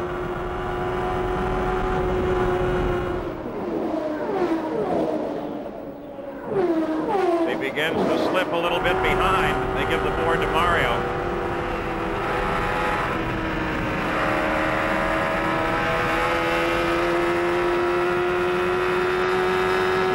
In fourth place. Comes out very close to that wall down the backstretch. And Bobby, you can tell the handling on Mario's car is not what it once was because he's late in getting into the throttle coming off the turns. Well, Sam, I'm having a hard time figuring out right now whether it's the handling or whether he started off. I think when they had the restart of the race, he had an engine problem that wouldn't take off. But right now I have to say he's got a little bit of a handling problem. Not going to be a cakewalk for Nigel, though. Right behind him is Fittipaldi. We can watch Nigel and Fittipaldi both come through here. The track is neutral. In other words, it's fast right now. And these guys are getting through here very good. We'll stay with you now. The remaining 20 laps. They've just completed the 180th. It's 50 miles to go in the Indy 500. A clear-cut battle between a very experienced driver here, Fittipaldi, and a former winner, and a rookie of enormous talent. And here in the closing laps, too, you may get a glimpse of a slower car moving on one of the access roads. Another advantage to the change in design here at the track. Older days, that might have necessitated a yellow flag, bringing the field together again. Look for slower traffic as they come up to lap, the slower cars being a factor. Emerson Fittipaldi should have more experience, but Mansell has learned so fast he's playing it well. There's the interval leaderboard. You can see Lyondike is not that far back, nor is Mario or Raul. All of these cars run right together. The Indy 500 has been getting closer every year for the last few years. 6 of the tightest finishes. There's Lynn St. James. A great run. Very disappointing for her to go so deep into it. She finished it last year. Lynn St. James was that slower moving car. They give the board to Ari as Nigel Mansell continues to run out in front. Fittipaldi a second, Ari Lyondike third. And Paul, as we watch Mario come through the number 2 turn over here, we hear him lift down the throttle really bad, which tells me he's got some bad handling problems. Probably the tires he put on at last just don't match the track right now. Yellow once again. The yellow light has winked on apparently for Lynn St. James. She did stop in a precarious position just above the pit entrance, so they'll have to get her out of the way. Everyone will bunch up once again. What we thought was going to be a sprint to the finish will become even more serious. Teresa Fittipaldi, now Carl Haas. They watch from the pits. this turn of events. Kenny Bernstein watches his car. This could play into Mansell's hands because he will have a clear track on the restart, not coming up to lap slower cars for several laps. So now they are slowed down once again, with Mansell leading Fittipaldi and Arie Luyendyk. Now what has Mansell learned on how to come back to green from these yellow flags? Momentum is absolutely critical at that point, where you pick up the throttle and whether or not you can surprise the person behind you. Luyendyk weaves back and forth, keeping those tires warm. Again, it's Mansell, Fittipaldi, Luyendyk, Boesel, and Mario Andretti. It looks like they're going to bring Mario into the pits. Let's go to Jack Arute. Well, Paul, as Bobby Unser actually said, they looked like they were having a handling problem. They're going to take this set of tires off and put a set on that they had earlier in the race that he had radioed in, and Mario had said, save them, we may need them. He is going for them now. Nigel Mansell, on the other hand, has been told to stay out and wait for the green flag. But it's a smart move on the part of Newman Haas because Mario's got nothing to lose by getting these tires off. He's been fading quickly. Right now, the no pit sign is in place at the top of the pits. Maybe we can get a glimpse of it as Nigel comes down alongside the pit road. Behind the Camaro pace car, Mansell leads the race under yellow, 183 laps into the record book. Teresa Fittipaldi, her lucky earring, as she waves Emo on every lap, trying to give him what she calls winning energy. It worked once before. It was worth $1 million for Fittipaldi. This restart, it'll be critical. Penske, the owner of Fittipaldi's car. This is a bad break for Mario, Paul, because they're going to go green the next time. The crew's not going to be able to get those tires off. The 51 car makes its stop into the pits. Gary Bettenhausen. Let's get an update on Fittipaldi from Gary Gerald. One of the things they're optimistic about in the Fittipaldi camp, Paul, is the fact that they believe their car does work better as that fuel load recedes, and he's been hanging in solidly with Mansell, so they think they'll have an opportunity to challenge here in these final laps. Well, this is going to guarantee, Paul, everybody enough fuel till the end because all these yellow flags are really stockpiling the mileage they can have. Fittipaldi, the lone Chevrolet representative in the top five, out to battle all of these Ford engines. Roger Penske listening so carefully, wondering what will happen. It's out of Penske's hands right now. It's up to the drivers. It's out of everyone's hands, but these six. Notice Raul is now up into fourth place. And here they come. The green flag flies. And Fittipaldi trying to catch position on Mansell. Is this inexperience for Mansell, giving it over to Fittipaldi? And look at Luyendyk as he moves to second place. Desperate pass by Arie Luyendyk, a very good pass. Really got Mansell asleep on that one. Boy, Fittipaldi run through here. Turn two wide open, Paul. That was an inexperienced move by Mansell. He should have gotten on the throttle sooner. If it had been Fittipaldi or Little Al, you can bet they would have. Fittipaldi becomes a record 12th leader of the Indianapolis 500 with 15 laps to go. I just don't think Mansell... Not over yet, Bobby. I just don't think Mansell realized how hungry these guys were to try to win the biggest race in the world. Jack Arute, you have an update on that pass. Paul, Jim McGee was on the radio when they dropped the green flag, trying to tell Mansell how to get the jump. He didn't get it. That comes from experience. He's learned all day, but he didn't learn that part. Now through here, Luyendyk through here, and then Mansell all hooked up. But Mansell has recovered his nerves. He now has two passes he must make. The first one on Luyendyk, and then, of course, the one on Fittipaldi. Can he do it? 14 laps to go. Don't give up on Raul Boesel, because he's in this chase as well. They've just raised their speed up from about 197 mile an hour laps to running almost 210 mile an hour laps, Paul. Sprinting to the finish of the Indy 500. The picture, of course, of Boesel as we watch Nigel Mansell. Fittipaldi just 1 second ahead of Luyendyk.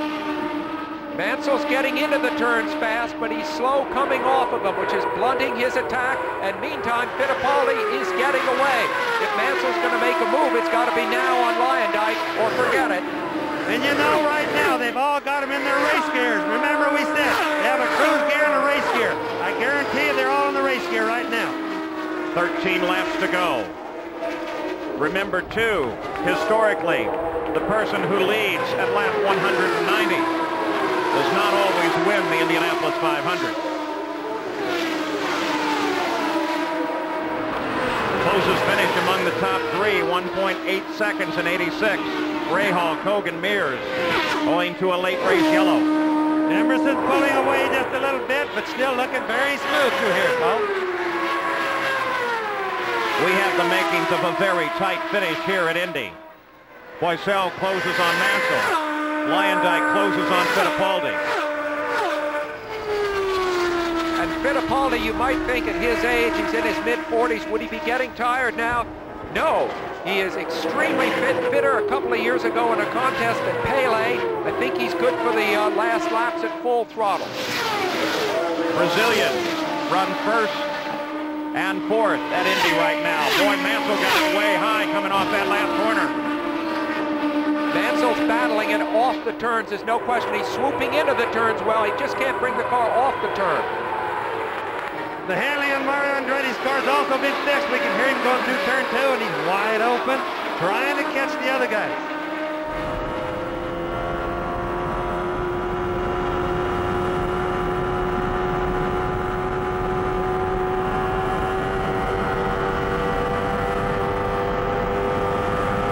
Speed chart for Nigel Mansell. The book, so to speak, on the comparison between Ford and Chevrolet was that Ford had more power. But here, a Chevrolet in the lead is being pursued by two Fords, and they're making no impression on it at all. Ammo is still pulling away, Sam. He's just pulling away a little bit each lap. Well, if the common knowledge was that the Fords were faster, Fittipaldi is disproving that at this moment. Now 2.6 seconds ahead of Luyendyk. Luyendyk 3 seconds ahead of Nigel Mansell. The interval is widening at this moment. And they said right there, they adjust everything they can. They get their boost gauges where they get utterly the maximum boost that they can get. They have them again in their race gear. It's flat out to the finish. Fittipaldi turned the last lap at 211 miles an hour, a full 2 miles an hour faster than Luyendyk and 5 faster than Mansell. He's run the race the way Rick Mears used to run it, just keeping in the headwaters of the race until the last minute, making sure that his setup was right, and then going for it. And you see the interval, it's going up. And that interval's enough to where he can break the draft. They're not getting a lot of benefit from his dirty air behind him there, Sam and Paul. Look at the distance now. Plenty of room between Fittipaldi and second place Luyendyk. He pulls away, 9 laps to go. Remember, Emerson won the championship and the Indy 500, as you see Roger Penske back in 1989. 4 years ago. 4 years is too long ago, Emerson said. It's time for something new. Pass Bobby Unser again. He's there still looking very good too. Or watch Mansell trying his best to catch up. It's yellow again, Paul. Yellow. The yellow comes out.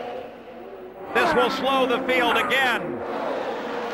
And depending on how long it takes, indication is that Nigel Mansell brushed the wall, and that brought out the yellow.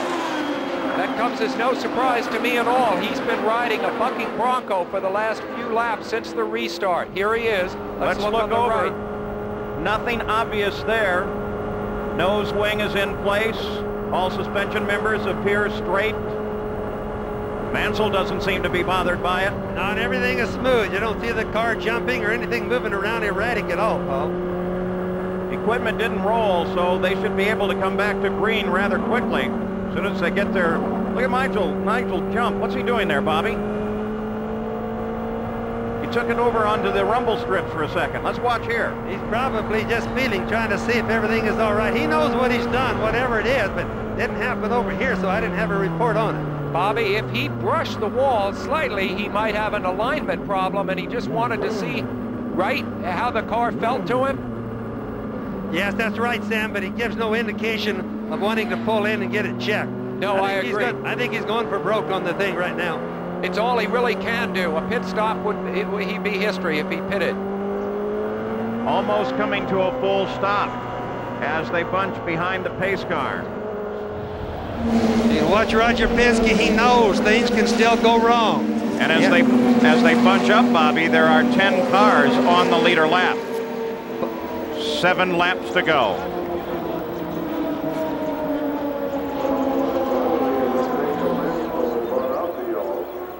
And here is Nigel Mansell on board, coming off of 2. Now watch him. Whoa! Yeah. He hit hard enough, Paul and Sam, to get sparks or get fire off the magnesium wheel. Pretty hard hit, so I think he's probably has a good chance it's out of alignment a little bit. Plus whatever stress damage may exist on that right front wheel and right rear for that matter. Watch the magnesium right now, just touch the wall right there. See the flames? That's the magnesium that literally explodes and burns a little bit for a while. Boy, if you're going to kiss it, though, that's the way to do it.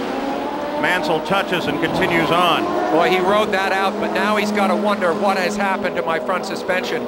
Has it been weakened by the impact? These cars are extremely strong. Chances are he's all right. If he isn't all right, he could risk a very big accident. And as he goes by us here, we can see the white on the tires. We can see the white on the tire, but we can't see anything else wrong. Mansell's confidence level might be down just a bit. Let's go to Jack. Well, then again, it might not, Paul. He radioed into his crew. He said, I got a bit bumpy for a minute, but I'm going to stay out. He is a fighter. He is emerging as a master of understatement in this race. But he does persevere. How many times in his career has Nigel come back from terrible adversity? Well, with the retirement of Rick Mears and, of course, A.J. Foyt, great masters of the Speedway, people looking for new drivers to root for. Certainly the one we ride with right now, Scott Goodyear is one, and certainly Nigel Mansell is another. Now let's keep in mind, Nigel hit fairly hard. Whenever you get that fire off the magnesium, it's pretty hard. They're back green again.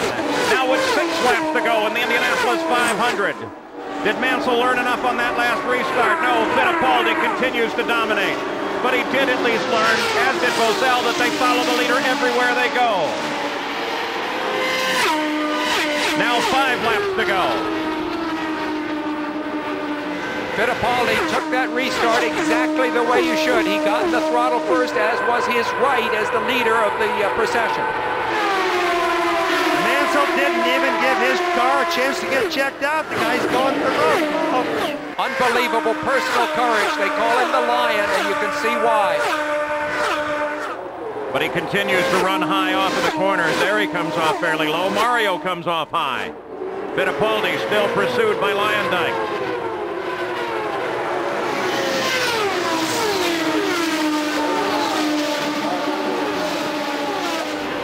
Just 10 miles left in the Indianapolis 500. Emerson Fittipaldi, world champion twice back in the 1970s, retired from racing, came back into IndyCar racing, won the championship in '89, and now look at this. Almost pulling away just a little bit more again, just like you did after the last yellow. Emo may be pulling away, but the top 8 are still running fairly close together on this racetrack. This overall in the top 10 may be the closest finish we've ever seen for the top 10 position. Roger Penske's assessment of his man, Emerson, is tough, hard, and doesn't make mistakes. He has made no mistakes in this drive. Lyondike is trying to catch him again. Lyondike's going clear down on the rumble strip, using all the racetrack he can go. He's really trying hard. I haven't seen him try this hard in years. Bobby, he's 1.2 seconds back, but he continues to fall further back. He is not closing in. He's not falling very fast, though, Sam. He's not giving up. Emerson Fittipaldi can sense the checkered flag and its $1 million purse just ahead. He ran the last lap at 214 miles an hour, the fastest lap thus far in the Indy 500. When he comes by here, he sounds like he's wide open. I can't hear him lift at all. Here he comes into turn 2 again, right down to the white line, out next to the wall, very conservative, but moving on. The first 5 drivers in the race right now born outside of the United States. This is an international event.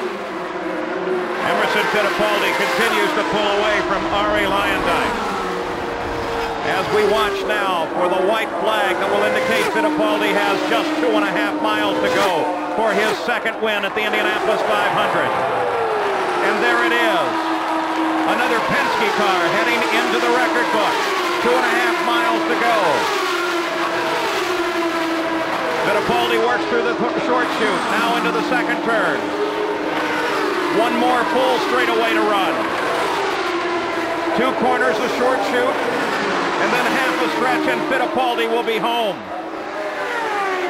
Lyondike tried to close, couldn't do it, dropped even further back. In fact, it may become a battle for second between Mansell and Lyondike. Here comes Fittipaldi, Emerson Fittipaldi. The final turn for home, the checker flag, and Emerson Fittipaldi has won his second Indianapolis 500. Fittipaldi led only the last 16 laps of the race to score Roger Penske's 9th Indianapolis 500 victory. Fittipaldi has won the 500. Let's go to Gary Gerald. Well, the jubilant scene. Here's Roger Penske in your 25th year, your 9th Indianapolis win. What's the emotion, Roger? Well, I think it just proves that what a great driver Emerson is. We had a tough breaks in the middle of the race, but it's amazing. I don't know what to say. I'm just thrilled for our team, for Marlboro, our sponsors, and everyone, and especially for Rick Mears, who was here to help us get this thing done. Congratulations. Get the victory lap. Thank you. So in his own way, Rick Mears figures into yet another Indy win. In second was Arie Lyondike. Mansell was third. Raul Boesel fourth. In fifth, Mario Andretti. Sixth, Scott Brayton. Scott Goodyear came across the line in seventh. Eighth was Al Unser Jr. Teo Fabi came across in ninth. And 10th was John Andretti. All of those on the leader lap. We'll be back to talk with our new winner right after this. It is a very jubilant victory lane as Emerson Fittipaldi, first 2-time world driving champion, now 2-time Indianapolis 500 champion, driving for Roger Penske. It is 25th year of competition. Penske brings another car home in victory lane. Emerson Fittipaldi getting help from crew chief Rick Reineman to get the helmet off, and now he can hear the applause of the assembled multitude here. Emerson, congratulations. Oh, thank you very much. I'm so pleased. I mean, that's fantastic. The team did an incredible job, and we had a great recovery the whole month of May, and we did it. We did it.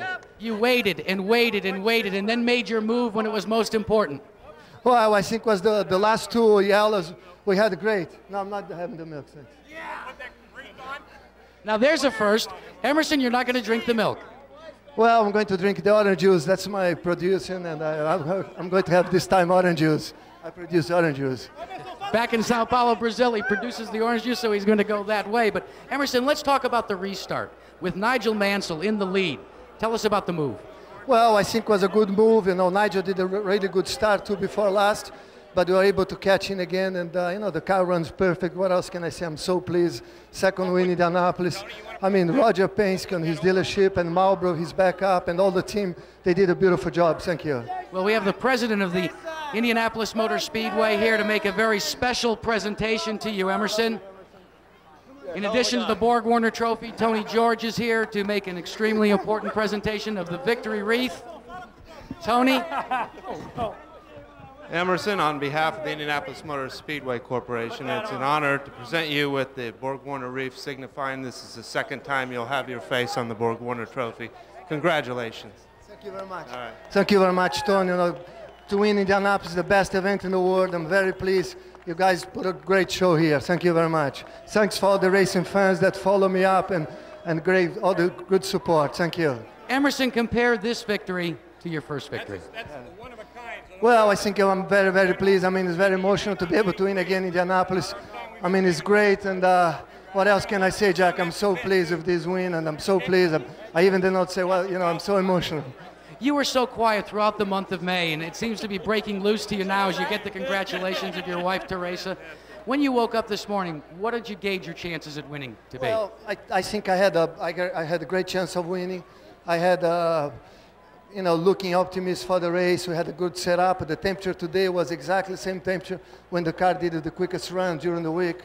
And I knew that we put that setup, and that setup should be good. It's an extremely jubilant crew here in victory lane for the Indianapolis Motor Speedway's 77th running of the 500. 21 lead changes among 12 drivers, and Emerson Fittipaldi ends up at the top of the order. Let's go to Jerry Punch with second place. The 39-year-old Dutchman brought it home in second place. And Ari, you were battling an ill-handling car all day.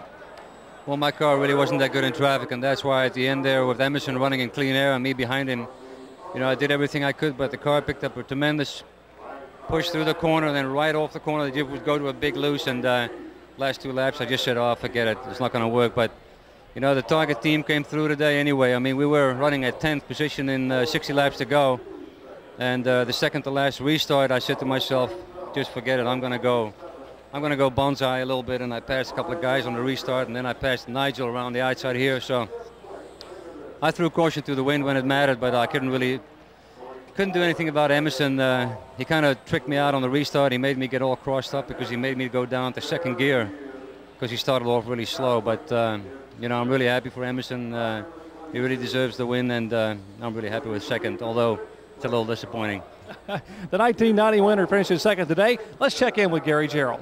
Nigel Mansell sits here on the wall. After your first experience at Indianapolis, there was an apology you just offered to Carl Haas. I'm sure it related to how you lost that lead and had that close call against the wall. Yeah, I mean, you know, I've never been here before, and on the restart, I thought I got a good restart, and I just couldn't believe the ground that Emerson and Leyendyk made up on me. And I mean, everybody, if you like, cheats on the restart, and I'm trying to do it by the rules because I don't want to infringe any rules, and I lost the lead, obviously, and then there was no way back, and I got close to Harry coming out of turn 2, and then I hit the wall real hard. I mean, I hit the wall at 200 and something mile an hour on the front right and rear right, and I mean, I hurt my wrist and my side a bit, but the car kept going. I couldn't believe it. I mean, then were you afraid you were going to have to come in and pit because of that? Hey, I was afraid I was going to be in the wall permanent, but you know, then the yellow flag came out straight away after that, and I was able to do a couple of slow laps and just feel the car and check the car out, because for sure the tracking got altered a little bit on the front. I mean, you can see the outside front tires, but I mean, I'm just happy to have finished. I mean, you know, we perhaps could have won, but I'm very happy for Emerson. I think he drove fantastic, and you know, Harry Leyendyk coming second too. I mean, I got the jump on one of the restarts to take the lead anyway, so that's the way it is. After you bounced the wall, you were down in the rumble strips a couple of times. Was it hard to hang on to? Hey, I had to be down in the rumble strips because I had altered the front end and I was just pushing understeering too much. I mean, I can tell you, those last few laps, they were agony, but I'm pleased it's over now. Welcome to Indianapolis. Thank you very much. All right, Jack. The man that started third finished fourth, Raul Boisel, but you don't look like you're very happy. No, I'm not. In my mind, this race is mine. I've been penalized twice, 2 stop and goes for no reason. I don't see why they did. First, they said I was over the limit on the speedometer, and I couldn't find where, because I was not.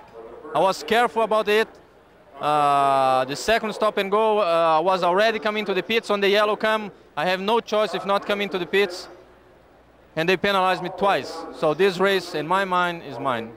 During the course of the running of the race, though, how difficult was it to contain that kind of emotion and that kind of anger and still do the task at hand? Well, I just try to do the best I can, run as fast as I can, and don't worry about. But you know what I can do. You know, twice. You know, I was screaming to the pits, say, why they penalize? I wasn't over the limit. I was already coming to the pits when the yellow came.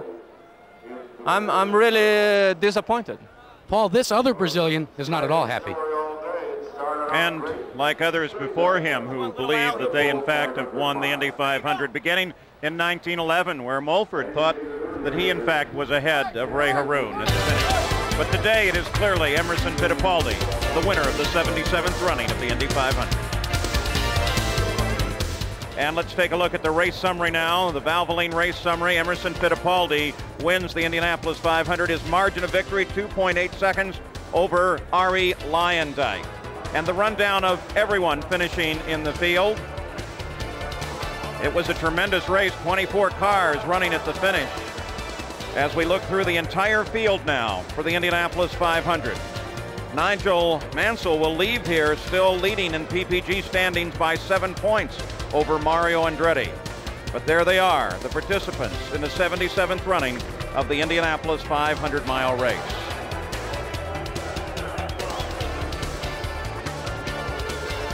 And the final 3, Danny Sullivan, so surprisingly the first out. Now, we take a look. This was the next to last restart. Look at Nigel as he swept around and picked up the lead of the race while Fittipaldi came underneath Mario. And Paul, the whole issue at the beginning was, would this make a good racing track, narrowed up as it was in the turn? And the answer is emphatically yes. From tentative opening laps, it was terrific. I don't think there's any question about it. And then the last restart of the race itself, as Fittipaldi streamed to the lead of the race, chased by Arie Luyendyk, and that's what Arie said. Fittipaldi kind of snockered him there. So Emerson Fittipaldi, using his experience both from Formula One and from the IndyCar, scored his second Indianapolis victory. And Chevrolet's 6th consecutive victory. Chevrolet still the king at Indy here, though Ford looked very powerful today. Emerson Fittipaldi will now look forward to at least $1 million in purse. Unlike in past years, they won't have to wait until tomorrow morning for the posting. It will become official later this evening, though perhaps Raul Boesel will as yet have something to say. The 77th running of the Indianapolis 500 is now history, and Fittipaldi is the champion. The executive producer of the Indianapolis 500 is Jack O'Hara. Today's show was produced by Bob Goodrich, directed by Don Ohlmeyer. Technical director, Richard Drummond, Joey Chavo. Associate producers, Ben Harvey and Debbie Cole and Mike Roth. Associate directors, Norm Samet, Patrick McManus, Vince D'Addario, and Jaime Bravo.